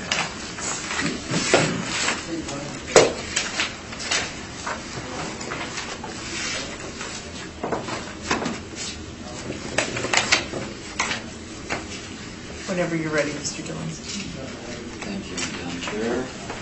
File number 19-4076, roll number 03062-550-700. Address is 1745 Keniston Boulevard. We have another Red River Co-op. Zoning is C4, land area 39,987 square feet, leasable area 3,774 square feet. Recommendation is to confirm the assessed value. Turning to page 3, we have an overhead view of the subject. And then the bottom of page 3 is its location between McGillivray Boulevard and Spurfield Boulevard on Keniston. Turning to page 4, please. We have the income stream breakdown for the store, kiosk, and pumps. The rent comes in at $39.43. Vacancy at 2%, expenses at 2%, and cap rate is 6.15%. Then the next page is the valuation for the vehicle car wash. Rent is at $10.20. Vacancy at 2%, expenses at 2%, and cap rate at 5.4%. Page 7 has the comparables we've gone over. Our rates, model-driven rates, fall in the ranges of both the SKP portion and the BCW portion. And page 8 has the added value to the income stream for the pump shelter, fuel pumps, tanks, etc. And that is my presentation. Thank you very much, Mr. Boardroom. Any questions? Same questions and answers as preceding. I'm good. We'll just roll them over. There you go. Thank you. Mr. Whitbread? No questions? Mr. Marks? None for me. None from me either, so please proceed with your Okay, exactly the same. This property is located south of McGilvery on the east side. On the east side of Keniston Boulevard, it is in relatively close proximity, not relatively, it's very close to Keniston Common in that area. It's very close to the development on Sterling Line Parkway. It is also relatively close proximity to Waverly West, which is the North County Road rental comparables. Same rental comparables on page 8 as in the previous properties. We arrived at the same conclusion. This property being built in 2004. $30 a square foot, no disagreement on a car wash rental rate. Again, the 4% vacancy rate, 6 shortfall overall. I do note that it's $7.35 a square foot just for property taxes for 2017 for this property. 6.5 cap rate, 7% on non-recovered expenses. We go through mathematics on page 10. So no disagreement with respect to the car wash income, no disagreement with respect to the $459,000 adjustment for pumps, tanks, and canopies. We go through the mathematics on page 10, and we're looking for a reduction to $1,334,000. Am I talking too quietly? I'm hearing you just fine. Okay. Okay. I'm good? Okay. Yeah. Thank you. Thank you. Okay, thank you. Good questions from Mr. Boardroom. Yes, thank you. I didn't ask this previously. In terms of your 4% vacancy you're asking for, have you seen any problems with vacancy for this co-ops in general? That's a business. If you're talking about certain gas stations in general, absolutely. When they go vacant long term. I'm speaking. We're talking about a business operation here. So if, for example, one doesn't come to the top of my brain, but Bombay Company went bankrupt. And it went vacant in the Keniston Common store that they were in. That's a vacancy that affects the real estate. It's the business that went away, but that's a vacancy that affects the real estate. It has nothing to do with the business operating within the real estate. Okay. All right. Thank you. I have no further questions. Thank you, Mr. Whitbread. I'm fine, thanks.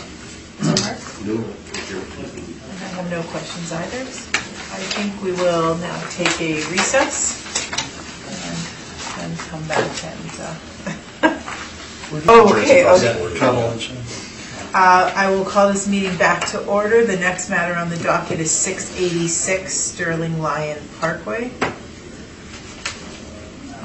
Mr. Dolinsky, please proceed when you are ready. Madam Chair, file number 19-3559, roll number 1000676830. The address is 686 Sterling Lion Parkway. We have a Mr. Liu. The zoning is C4, land area 74,037 square feet, leasable area 4,152 square feet. Recommendation is to confirm the assessed value.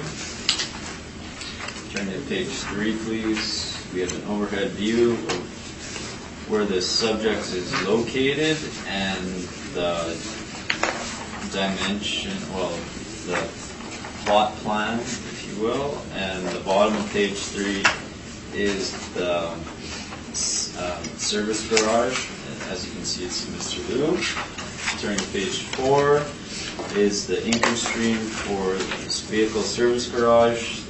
The modeled rent is at $20.12, vacancy at 4%, expenses at 2%, cap rate at 5.4%. And we can see there, fourth line from the bottom, there's an additional land value of $916,000. And this gets us to the estimated value of $2,358,000. Turning to page 5 is the comparables for this particular property. All my comparables here are vehicle service garages. First one is located at 226 St. Anne's. It's receiving it is a net rent of $19.80. Second one is at 115 Vermilion. It's at $19.50. Here's another one at St. Anne's, 232 St. Anne's at $21.76. Fourth comparable is at 421 St. Mary's at $27.51. Fifth comparable is at 1284 Main Street, comes in at $19.46. Sixth comparable is at 3341 Portage at $20.34. Seventh comparable is at 3335 Portage at $19.22. And the last comparable is at 165 Innsbrook, and it comes in with a net per square foot rate of $28.79. Turning to page 7, we have our land valuation at the top of the page, and as we can see under the land notes, that 40% of this land is deemed excess, so it brings in a valuation of $916,000.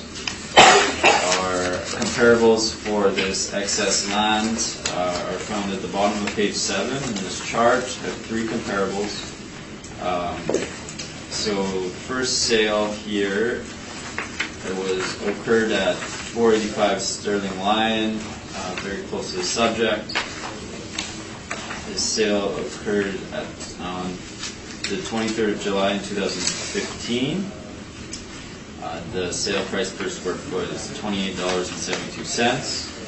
Second sale is on Kenniston Boulevard for $2.5 million. This was on the 20th of January 2016. The per square foot rate is $28.62. And the last comparable is found at 875 St. James, sold for $9.9 million on the 6th of August 2013. And the per square foot rate is at $28.42. And that is my brief. Thank you. Thank you very much. Mr. Borgstrom, any questions? Yes, I do. So let's start at your page 5, which are your rental comparables. Now, you've indicated in the presentation of your brief that these are all vehicle service garages. That's correct. Okay. So are they tire shops?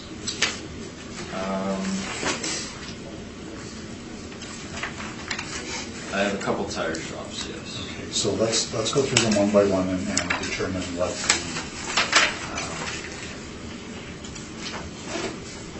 what the actual tenancies in each one of these is. So we start at the first one? Yes, Midas Muffler and Brake Shop. Okay. And 115 Vermilion, that's a Fountain Tire, right? I have it as Earl's Auto. Okay, then that's fine.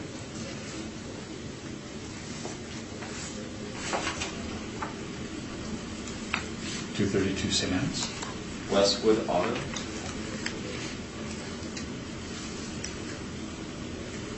$421 St. Mary's. That's a minimum muffler, right? I think it is now. At the time, I'm not sure why, but it's coming up as Lease Vermilion. I'm not sure. As which? The other name for it is St. Leon Garden Center. It's a garden center. I'm not sure. It's right across from the Minute Farm. Yeah. Yeah, So, and I don't want to interrupt you, but I'm going to, sorry. So that's a garden center, and you meant to follow the minute buffer. Should we disregard that one? yeah, we probably can. Okay.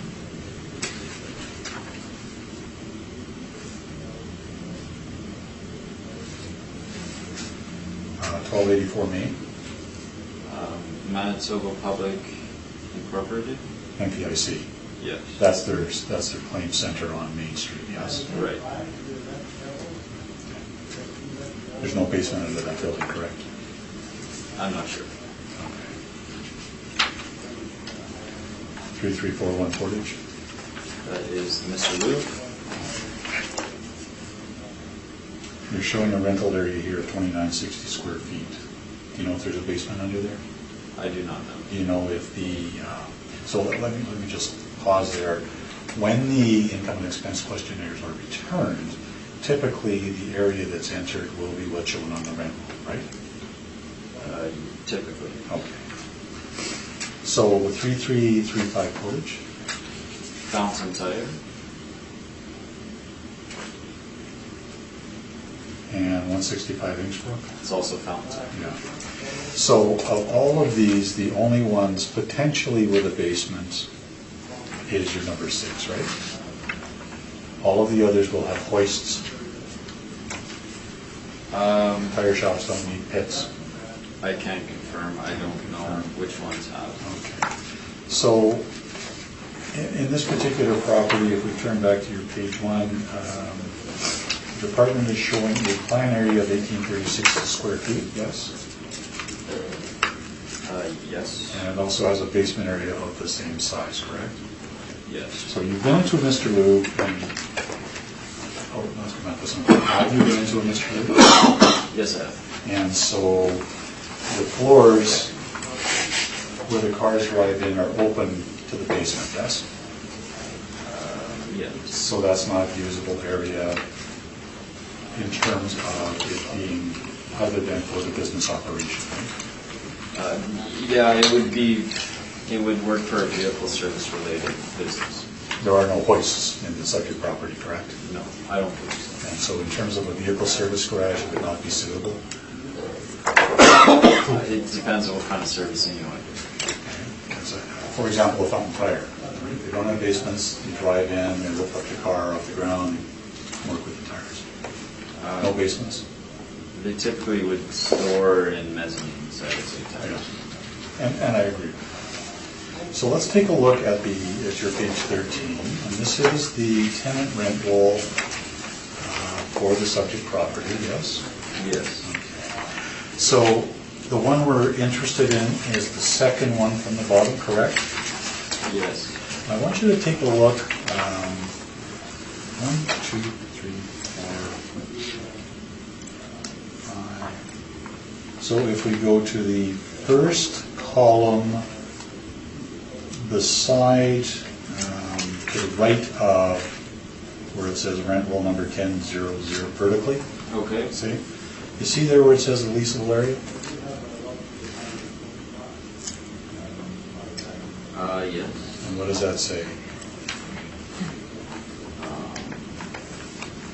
Okay, so, sorry, which one are we? So we're talking about the subject property where it says Mr. Liu. Right. And if we carry on to the right, what does the leasable area say?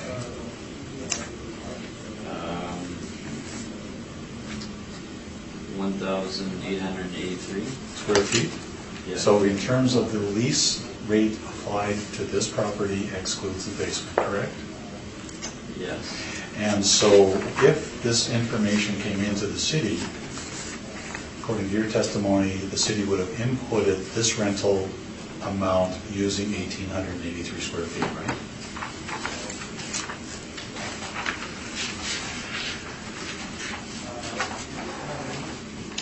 I believe we used a leasable area of 4,152 square feet. So let me ask the question again. When this rent roll came into the city in response to the income and expense questionnaire request under section 16.1, according to your evidence or your testimony just a moment ago, you indicated that the leased area is what would have been entered, 1883 square feet, in terms of a rental comparable, 1883 square feet with that rental amount, yes? I don't understand. We're valuing the main floor and the basement. So let's come at this another way. You're applying, the model is applying a rental rate of $20.12 per square foot to the main floor level, yes?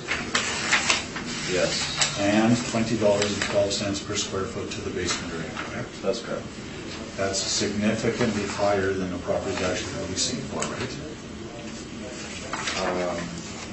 According to the INE, yes. So if we go through the calculations, what is the total rent based on the actual rent in place for the property?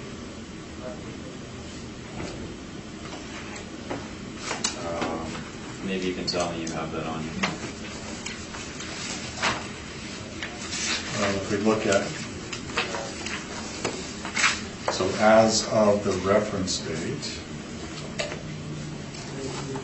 $67,419, right?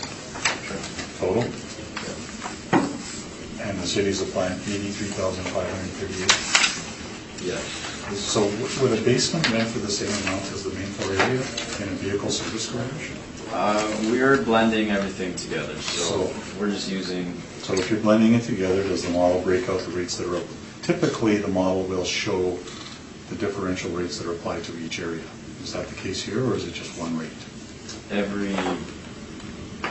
every business is broken out different.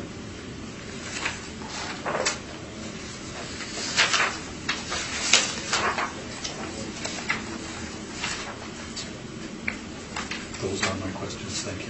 Thank you very much, Mr. Woodford. Any questions? I'm fine. Oh, one point. Just looking at the sales that they provided at $25 million, does that seem to be sort of a mass land purchase for the seasons of Tuxedo? It's certainly not the value of this property. Sorry, which are you? Your page 2, I think, talks to a sale of $25 million in 2013. Yeah, I would agree with that. That's, I don't know for sure, but it didn't seem like it. Well, it's seasons of Tuxedo in the financial statements, so I imagine it's, Right.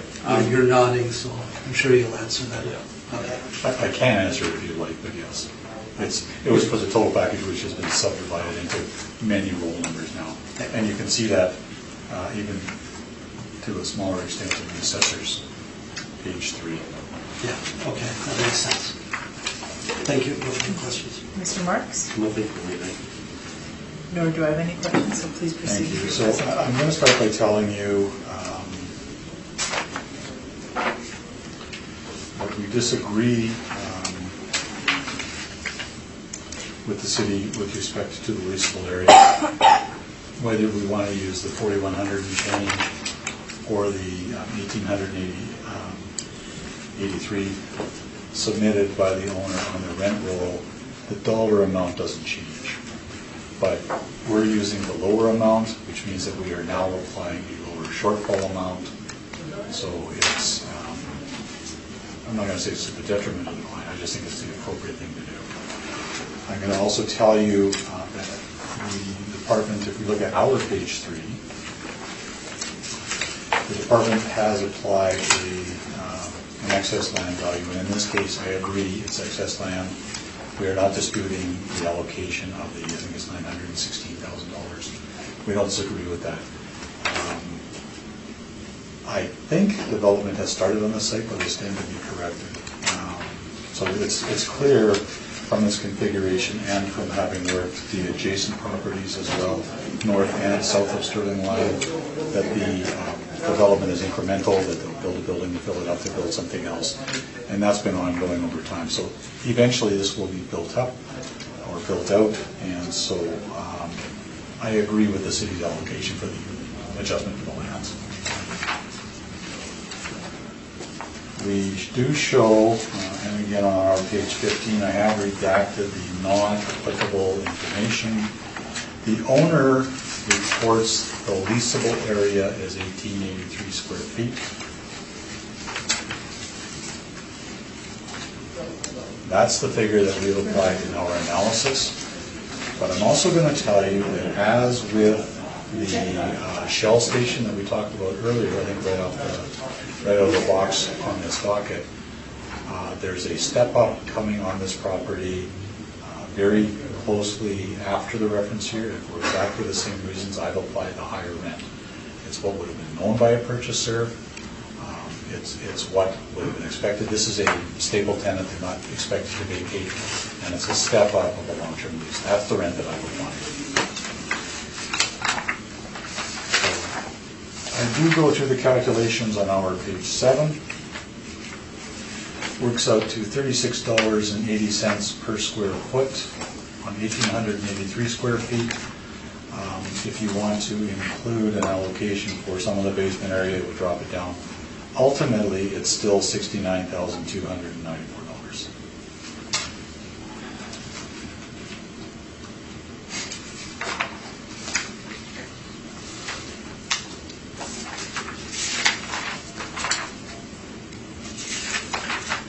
Now, in this particular case, the city has classified this as some sort of a vehicle service garage.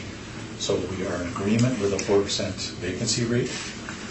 We are in agreement with the $4.50 shortfall rate. We do depart again for the reasons explained ad nauseum for the non-recovered expenses. But in this case, the rate of 5.4% isn't supportable. And so we've also submitted an industrial capitalization study. Whether you look at retail or industrial, and it's some kind of a hybrid between the two, we think that 6.5% is what the market would accept in terms of a capitalization for the income stream of this property. So actual rents in place, 6.5% cap rate. We agree, and to go through the mathematics on page 9, we agree with the $916,000 adjustment for the lands. And based on all of that, we're looking for a reduction to $1,863,000 rounded. Thank you very much. Mr. Dolinsky, do you have questions for Mr. Borgstrom? Yes, thank you, Madam Chair. Brad, Mr. Boardroom, do you... That's Brad. Mr. Boardroom is my father. Sorry. Do you agree that the basement adds value to this business for its operations? For the business, but in terms of a vehicle service garage, no.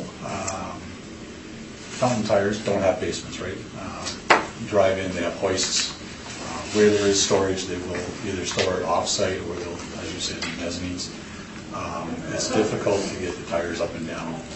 The other comparables that you've shown here, I haven't used any, but the other comparables, I believe for the most part, other than the other Mr. Luke, don't have basement areas.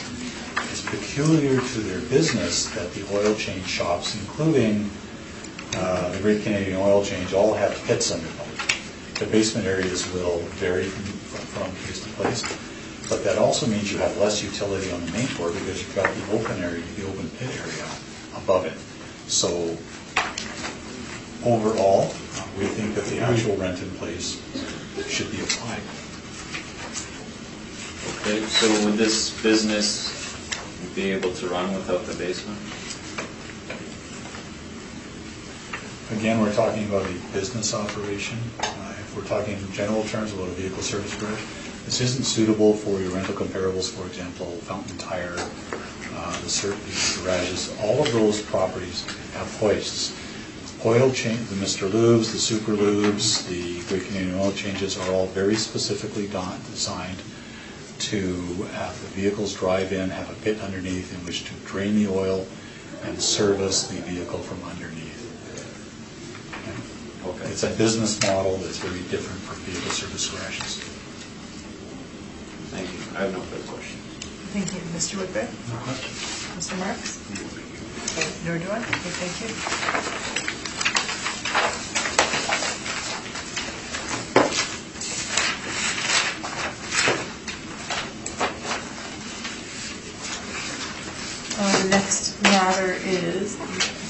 320 Osborne Street.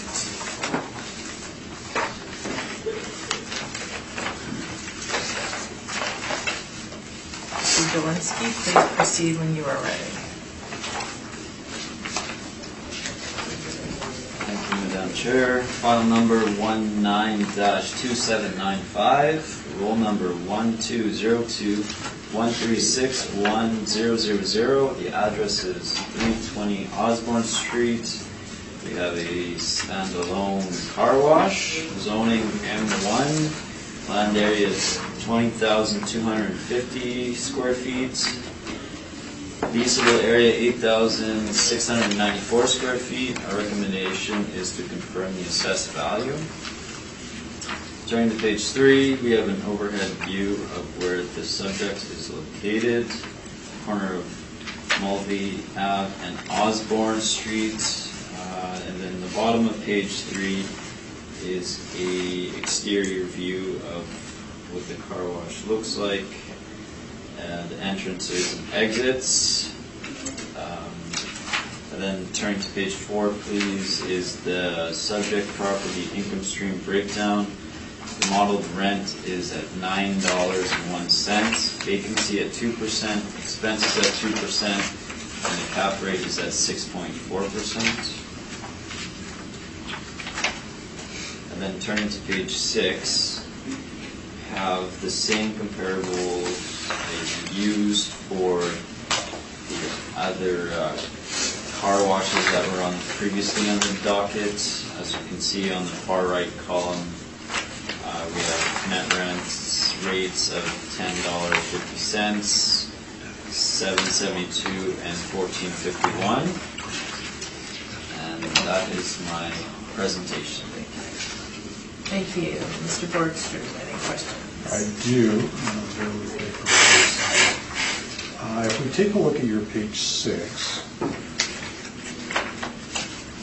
this is the table that shows both gas stations, kiosks, and there are on this table 2 standalone car washes, right? Yes. And those are the bottom 2? Yes. So if we look at the bottom 2, we have one built in 1988. And you report this as $7.72 a square foot, correct? Yes, that's correct. And actually the area there at 6,480 square feet is smaller than the subject property at 8464, right? That's correct. So economies of scale, looking at that one comparable would indicate something of a downward adjustment to that rental rate? It could go that way. Your other comparable that you show there, your number 14 on page 6, is quite a bit older. You see that? Yes. 1967? Yes. And it's also, but it's also quite a bit smaller. Do you know if this is a drive-in one wash, or do you know if this is a tunnel wash? I'm not familiar with which one it is. This property. Given its size at 3,360 square feet, though, would it be a reasonable, would it be an educated guess to suggest that this is not a drive-in car wash? They typically tend to be larger in size, yes? It's possible, yes. So 1761 Pembina would then be perhaps the best comparable of these two? I don't know for sure. I would say a blend of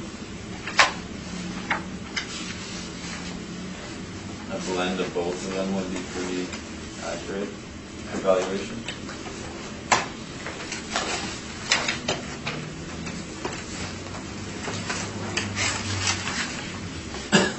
With perhaps an adjustment for size. Okay, so let me ask this question a different way. Generally speaking, the model will assign lower rents to larger buildings, correct? Generally. And therefore higher rents to smaller buildings? Generally. Now, in terms of a car wash only, a car wash operation is very hard on the physical components of a structure. You're aware of that? No. You don't have heat, typically minimal heat in there, typically very humid environment, lots of water, yes. Particularly with a wand wash, right? Yeah. So you would expect to then see a shorter life expectancy on that kind of structure, right? I do not know the life expectancy of car washes. Given those factors, though, would you anticipate there to be a shorter life expectancy? I would assume they're built to suit the needs of the moisture and the heating and whatnot.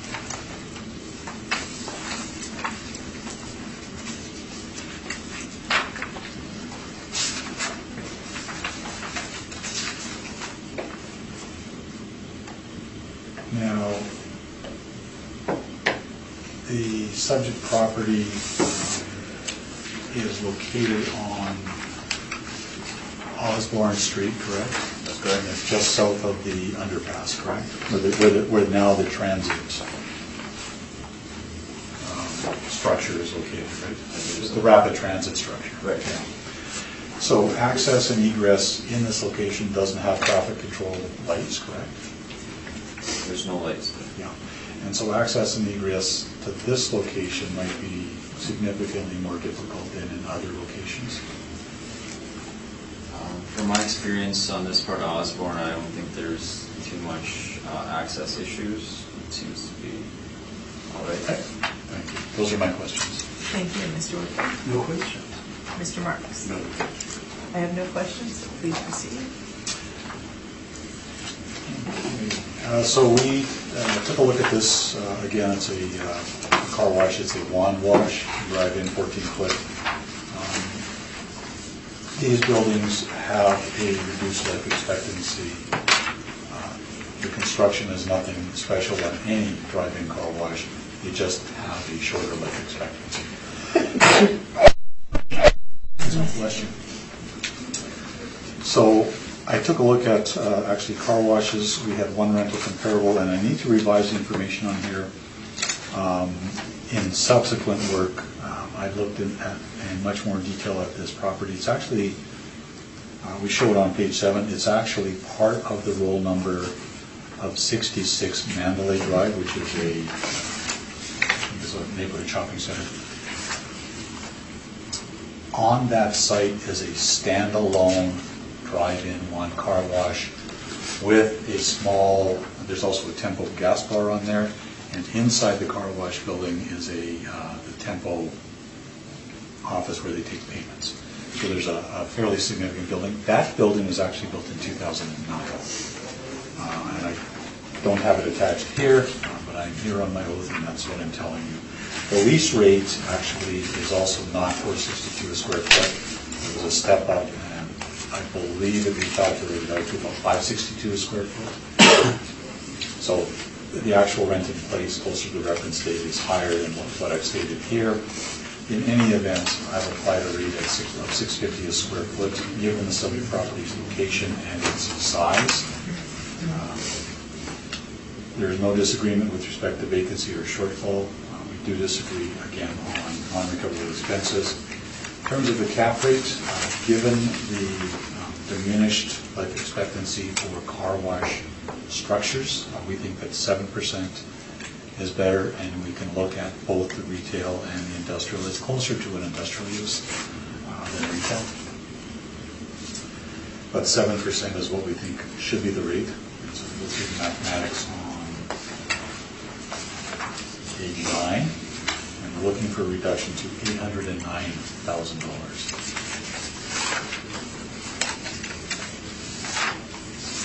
Thank you. Thank you. Mr. Delinsky, do you have questions for Mr. Boardroom? Thank you, Madam Chair. Just referring to page 7, did you just use one market rent? For this particular one, no. We've got other ones coming forward down the line. So with your experience in appraisal and assessment, do you think one comparable gives a good idea of what market rent is? No, but what you find in the market, and I noticed that you only provided 2, car wash structures tend to be owned and operated as a going concern business. Cash out. So actual rental comparables are very difficult to find. What I can tell you of a certainty for the property on Mandalay is that it is a standalone structure built in 2009. It is managed, the entire property is managed by a property management company, and that standalone rent is, I believe I recalculated it, and we'll be using it for hearings coming up at I believe it's 562 a square foot, and I've used a rate higher than that. You're referring to 76 Mandalay? It's actually part of, if you want to look it up, it's actually part of 66 Mandalay. Okay. So the car wash and the little temple gas bar are part of that rule. The civic address might be 76, but it's a standalone building on that site. Okay. On your chart on page 7, it says building age 1983. That's inaccurate. That's the other section. That's inaccurate. This structure was built in 2009. I don't have the printouts here. I invite you to check, and you'll find confirmation in the assessment department records that this building, the car wash building, was actually built in 2009. Standalone. Thank you. Okay, questions? Thank you, Mr. Whitbread. Nothing, thanks. Mr. Marks. Nothing for me, thank you. Lord Rob. Just to clarify, this was, the 1983 age was actually what was proposed by the department last cycle. Okay. But in reviewing the materials this cycle, 66 Mandalay has appeared before this board in appeal. And so I reviewed the records, and that's why, aside from the department disclosing it, that's why I can tell you that it's 2009, because I looked at it going forward. Thank you. The next matter is 84 Skirfield Boulevard. Mr. Dolinsky, please proceed whenever you're ready.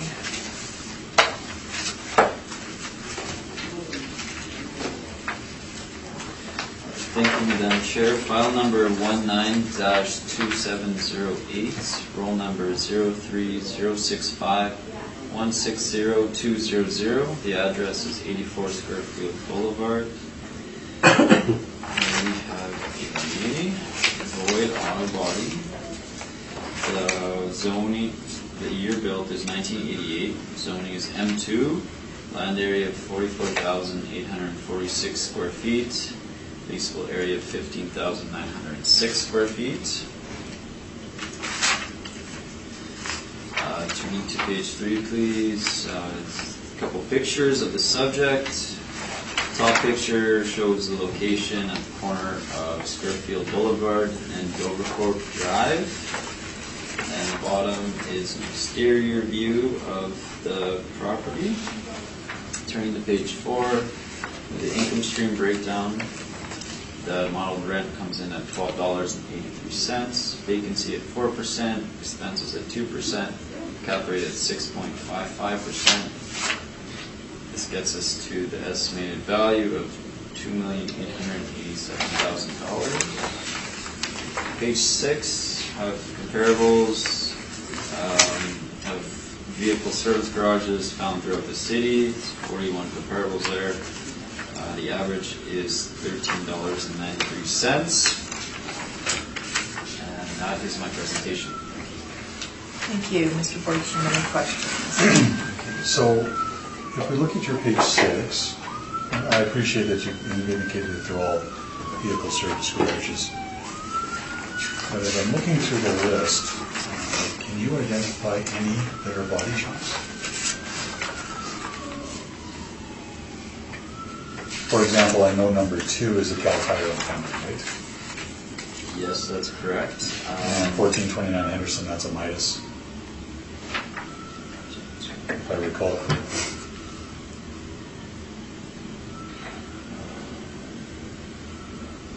Let me back up and let you answer the question first.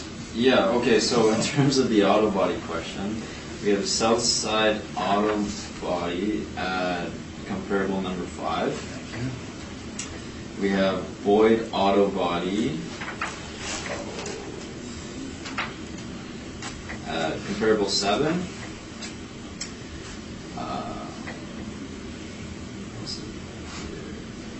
Boyd Auto Body Group, comparable 19.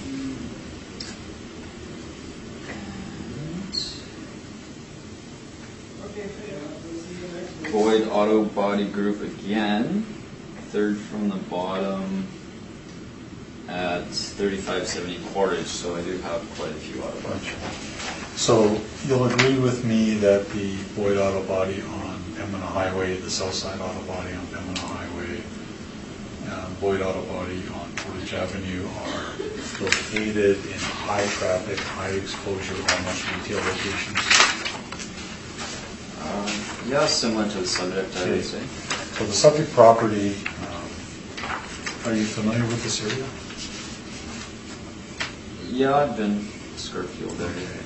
So this is an area populated, in this location, populated by industrial properties, right? Yes. And so, given that this particular property is located in an area populated by industrial properties, I'll again put it to you that the high traffic, high visibility, almost retail-like locations for the Boyd Auto Body and the Southside Auto Body are very different than this one, right? For this nature of work, I believe it's located in a good location. Okay. And it's located in a good location. You're aware, are you not, that this property is leased?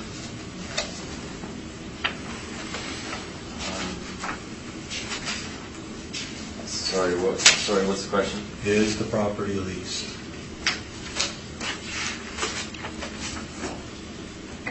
Yes. And that means that contractually, that is the rent that the owner is entitled to receive legally, correct? Yes. Can't receive more than that, right? Yeah. And any potential purchaser of this property would similarly be bound contractually by that lease agreement, right? Within that lease time frame.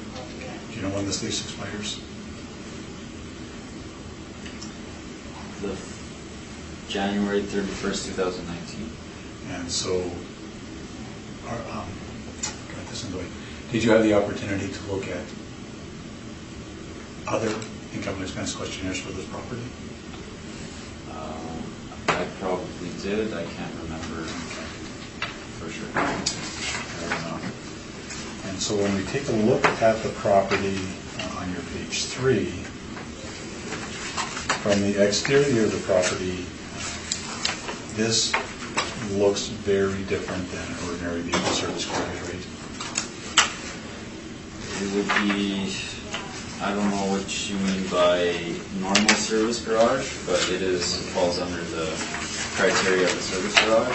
So this nature of business, they would look similar to this. So of all of your rental comparables that you show on your page 6,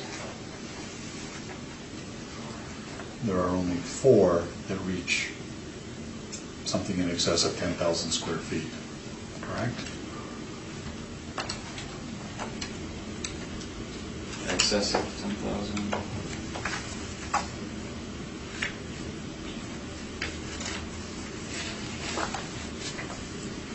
Yes, I have 4 over 10,000, and I have a 9,348. Yeah. So about 5 or so. And the rents that you're showing here on your page 6 are all contract rents, correct? Not model rents? That's correct. And so you're showing contract rents to support what the model has generated here, correct? That's correct. Why wouldn't you use the actual rent in place? It gives a better idea of the market because we don't know, just by looking at one subject, actual rent, we don't know what the motivation was behind it. Do you know whether or not there's a relationship between the landlord and the tenant in this case?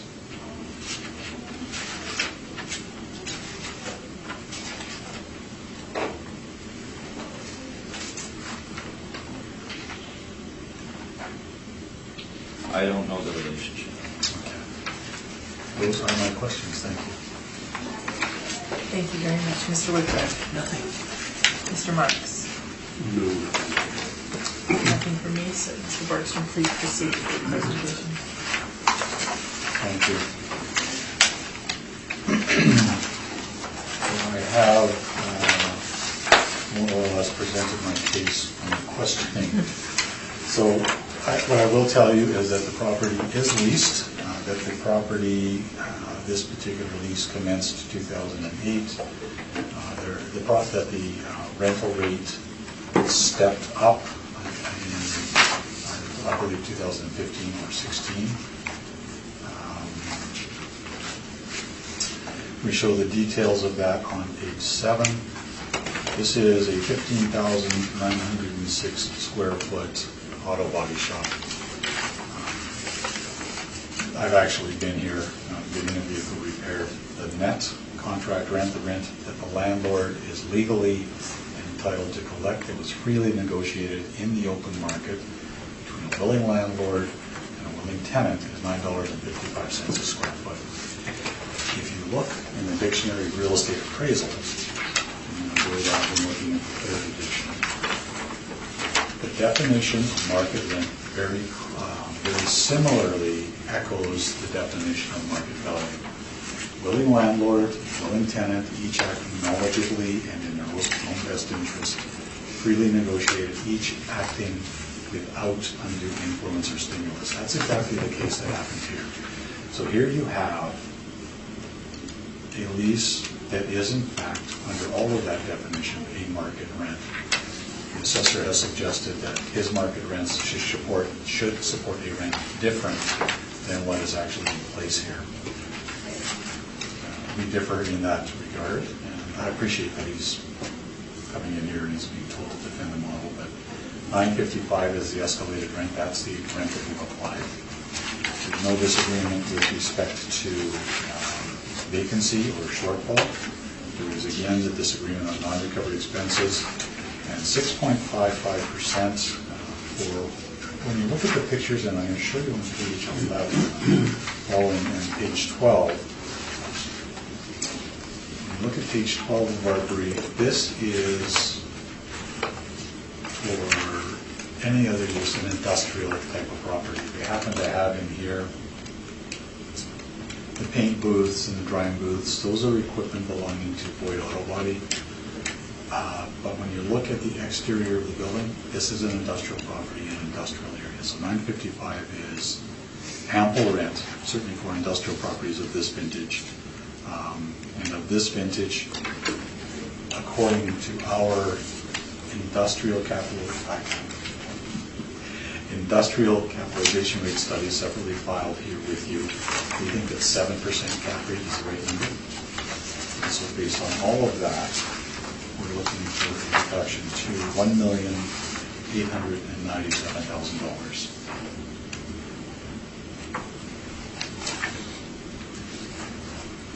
Thank you, Mr. Dolinsky. Do you have questions for Mr. Boardroom? Yes, thank you, Madam Chair. Any comparable rents for the subject? For this property? Yes. I don't think I pulled any. But I can tell you $9.55 is in line. I've got other auto body shops coming up and other DSGs coming up, and I can tell you that $9.55 a square foot is squarely in line with what it should be. Is there a reason why you didn't choose to include that evidence? This time. We have a lease in place, arm's length. By the definition of market rent, it is a market rent. And so that's what we're relying on here.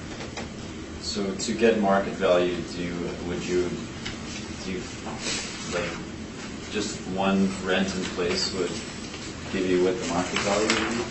From my knowledge, based on work on other properties, I can tell you that $9.55 is a supported rent. It's not low in any regard, particularly in this location. Okay. And we have no evidence to back that up. See, okay. No further questions. Okay, thank you. Mr. Whitbread? No, I'm fine. Mr. Marks? I'm good, thank you. No questions either. Thank you.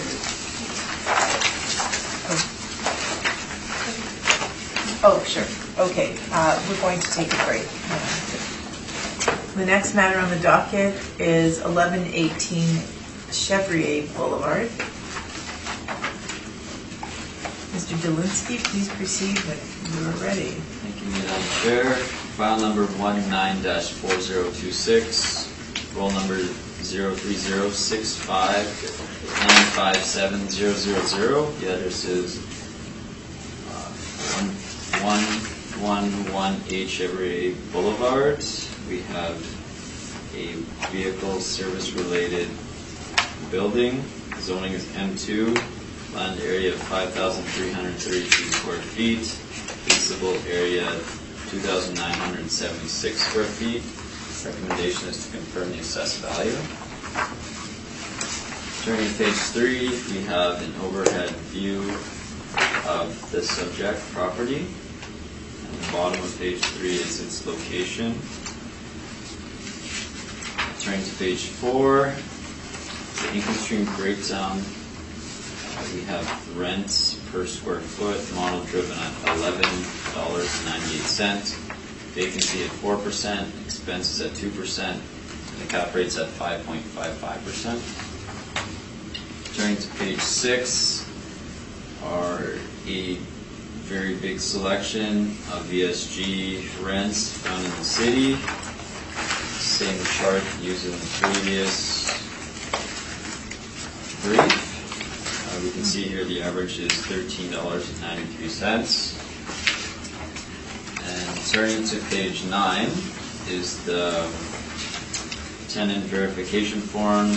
Found at the top of page 9, we can see that the rent in place is at $12. It is a net lease, not owner occupied, and that is my presentation. Thank you.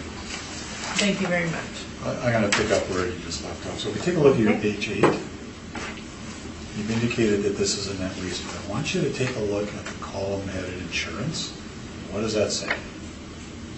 $1,700. No. Insurance? No, on page 8. Oh, do I have that? My pages might be different. Sorry. Go ahead. So I'm looking at the tenant verification form. Yes. Are your pages different? Yes. Oh. Sorry, I have some added. Okay. So we're looking at the tenant verification form on a page number that I have as a measure book panel. Yeah. So you see where it says insurance? I do, yeah. What does it say under there? The owner pays for it. Yeah, and so that's not really a net lease, is it? It's not a true triple net, but it would be considered net. It's Okay, so just insurance. do you know if the department, when they received this questionnaire, made that adjustment, or whether they entered the total amount of the rent as true net? I believe they would have did the adjustment. Okay, and so you haven't made the adjustment in your information where you show them the rent is $12 a square foot. Did that come out of your system? The model-driven rent of $11.98? No, you said $12 net. Just from adding. Adding it up? Yeah. Okay. But we'll agree, or do we agree? You'll agree with me, will you not, that it's really not $12 a square foot, right? Net? It would just be just under them. Now, this particular property you've already indicated is leased, correct? Yes. And you, the city's position is that we should ignore the actual lease in place, right? We use it to supplement our valuation, but typically we'll look at market rents. And so let me ask the question again. The city's position in these hearings is that we should ignore actual rents in place, correct? We don't ignore them. We consider them, but the valuation is based on the market as a whole. So this is classified as a VSG? That's correct. Now, if we look at your page 1, it's got a land to building ratio of 1.79 to 1.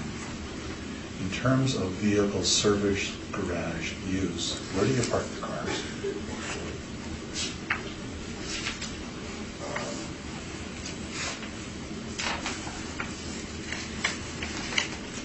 Sorry, what this question, where do you park the cars?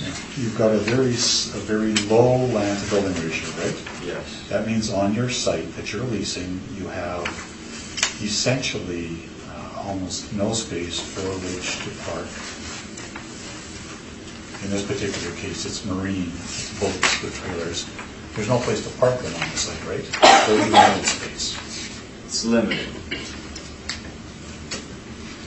Is that something that should be adjusted for?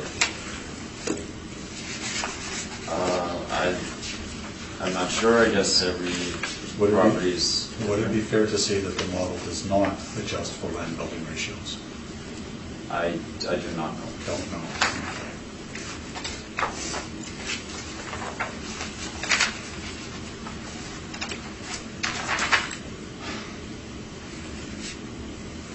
Those are my questions. Thank you. Thank you very much, Mr. Whitbread. No questions. I do have one more, but yeah, I can wait. Are you sure you can, I'm happy to chime in. what's Mr. Marks doing? No, nothing. Okay, I don't have any, so go ahead. Sorry, and I apologize. That's okay. Let's go back to your page 5. So this is a property with a low land building ratio, built in 1981. Can you explain how the model generates 5.55% on this one? I can. Do you recall that it was 6.55 on 84 Squarefield, the property we just heard? So 100 basis points difference. Okay. Can't explain it. It's the Don't way know. the model works, right? That's model driven. I don't. Thank you. Okay, thank you. Okay, please proceed with your presentation. So this property is leased. I have included some pictures of the property on page 3 and page 4. I can tell you that this site is inadequate for this tenant. It has a very low land building ratio, and so the tenant actually leases the adjacent lands from Manitoba Hydro. There are power lines running along adjacent. They lease lands from Manitoba Hydro separate and apart. So because they don't, if this was a circumstance where it was owner occupied, we would deduct that ordinarily because it's required lands. In this case, this tenant is paying the rent that they're paying, and they're still paying more to get adjacent lands. I don't know why, but in terms of the business operation, they're making it work in this location. So we do not make a deduction for the leased lands adjacent. I took a look at the lease in place. You'll recall that Mr. Zielinski asked me about some rental comparables in the last property. Here I took a look at the actual rent in place. The insurance expense for 2017 was $1,700. That works out to 57 cents a square foot. That's not insignificant. So we adjusted to a true net rent from $12.10 a square foot down to $11.53 a square foot. And we show that sort of in the middle of page 8. I have here included a number of rental comparables. 84 Squarefield amongst them. That is a market rent, escalated in roughly 2015 or 16. 850 Marion is an auto vehicle service garage. 1023 Pacific, similarly a VSG automobile service garage. 329 Oak Point Highway is a standalone building used for vehicle service.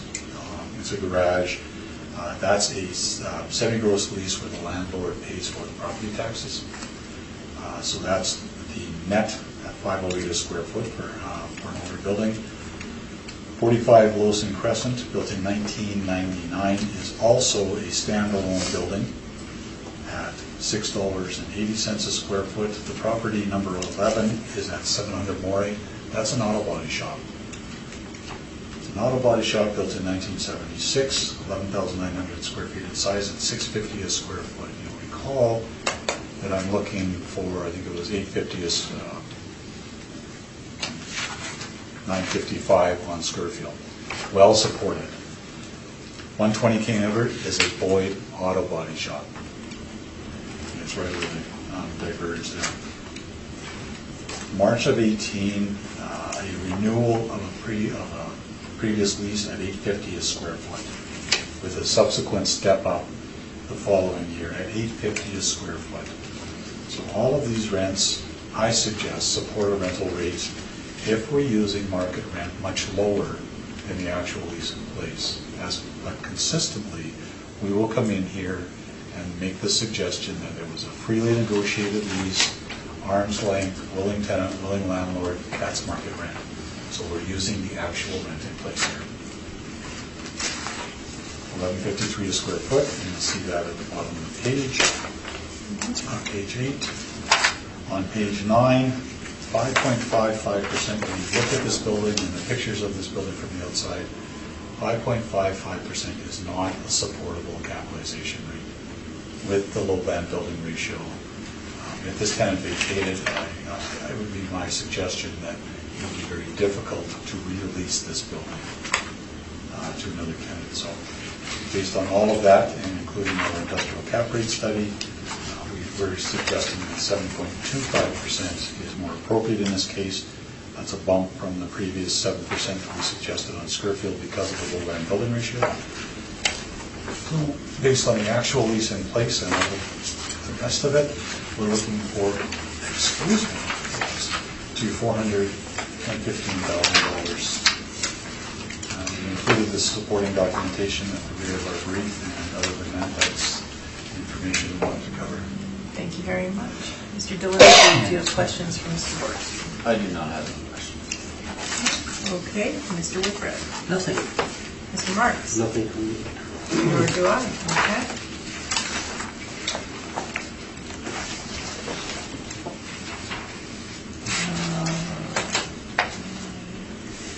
Okay, we are at 110A Chevrier Boulevard. The last one. Don't get too excited.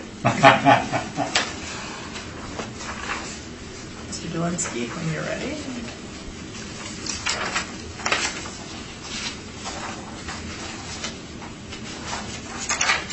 Thank you, Madam Chair. File number 19-2576. Roll number 03065959900. Address is 1110 Chevrier Boulevard. Vehicle service garage. Zoning is M2. Land area 5,327 square feet. Leasable area 2,104 square feet. Recommendation is to confirm the assessed value. Turning to page 3, we have an exterior view of this subject. Bottom of page 3 is its location. Turning to page 4, it's the income stream breakdown. The rent comes model driven at $9.63, vacancy at 4%, expenses at 2%, cap rate at 5.55%. Turning to page 6, have the vehicle service garage comparables here again, same as the last two briefs. Average is $13.93. And that is my presentation. Thank you. Sports, do you have any questions? I do. So this property is occupied by a related corporation. It's not an arm's length lease, right?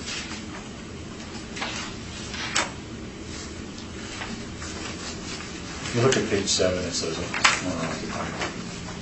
Yes. Okay, Yes. so not an arm's length lease, right? That's correct. So in this particular property, it was built in 1993, but it has an effective year built of 1989. Is that an indication to you that this property has been, that it's had some issues over the years? That's possible. I don't know the specifics. Similarly, on your page 1, you calculate the land building ratio at 2.52 to 1. That's correct. And so if you take a look at,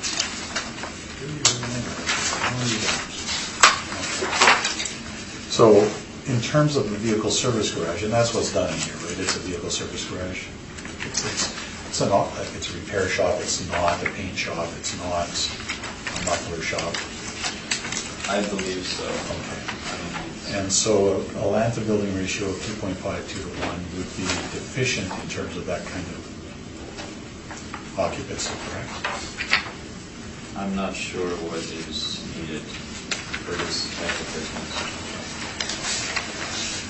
You show a number of rental comparables on your page 6. Do you know what the land to building ratios on those are?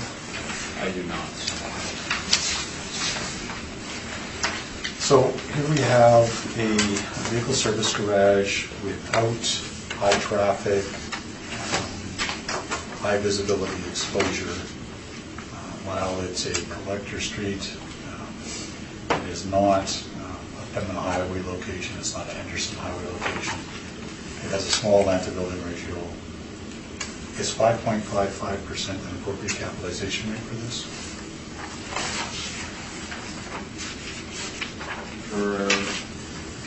For what the model's giving us, it falls in line with similar PSGs. It's what the model generated, you're going to stick with that. Those are my questions, thank you. Thank you very much, Mr. Whitbread. No questions. Mr. Marks? No. I have no questions, so please proceed. So this property is right up the street from the last one we just looked at, 118 Chevrolet. Same rental comparables on page 7. I can go over and describe them again if you'd like. But you'll see there a rental range. The department has this in at $963 a square foot. I told you on the last property that I thought that the lease in place was way higher than what I suggested was that it was higher than market, but that's what we had. In this case, we have an owner-occupied situation, and based on our rental comparables, and I've already described where they are, average of $780 a square foot, the median of $750 a square foot.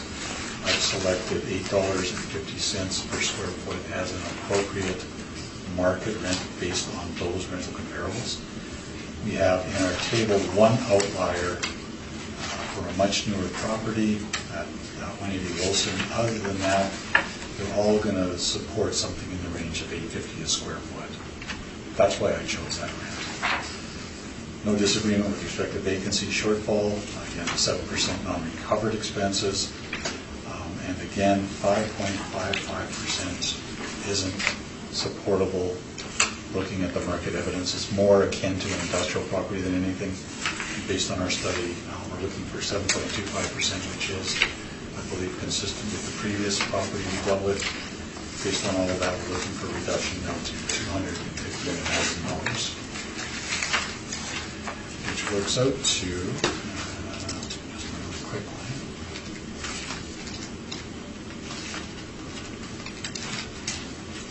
about $102 per square foot of leasable area. So it's certainly well supported. Thank you very much. Mr. Dolinsky, do you have questions for Mr. Burke? I do not. Mr. Whitbread? None. Mr. Marks? I have a question that perhaps you can clarify. The issue, it was the same question you had asked Mr. Dolinsky that I had actually circled, and you have it on your page 2 about the year built and the variant with the 93 built, but the effective age of 89. You usually don't see that. So I have included some pictures in our brief. Okay. And it will explain or perhaps visually support why it is what it is. And I think it's appropriate that it is what it is. So starting at page 12, these were photos taken from a previous inspection in April of 2014, starting at page 12. This is a concrete block structure. It's had some movement going on. There's some repairs, but it's an ongoing problem. You can see Structural. in part, and you can see the interior of the property. This is not great shakes, if you will. And then we have some older pictures from a previous, starting at page 15 from an inspection previous to that, dating back to November of 2011. And so you'll see nothing has changed in there. This is a vehicle service garage. It does not, to the best of my recollection, even have hoists or lifts in there, so. Okay. Picture's worth 1,000 words, but I said 1,000 words anyway. I wasn't counting. Okay, thank you very much. Okay, thank you, gentlemen. I will now close the hearing for today. Okay.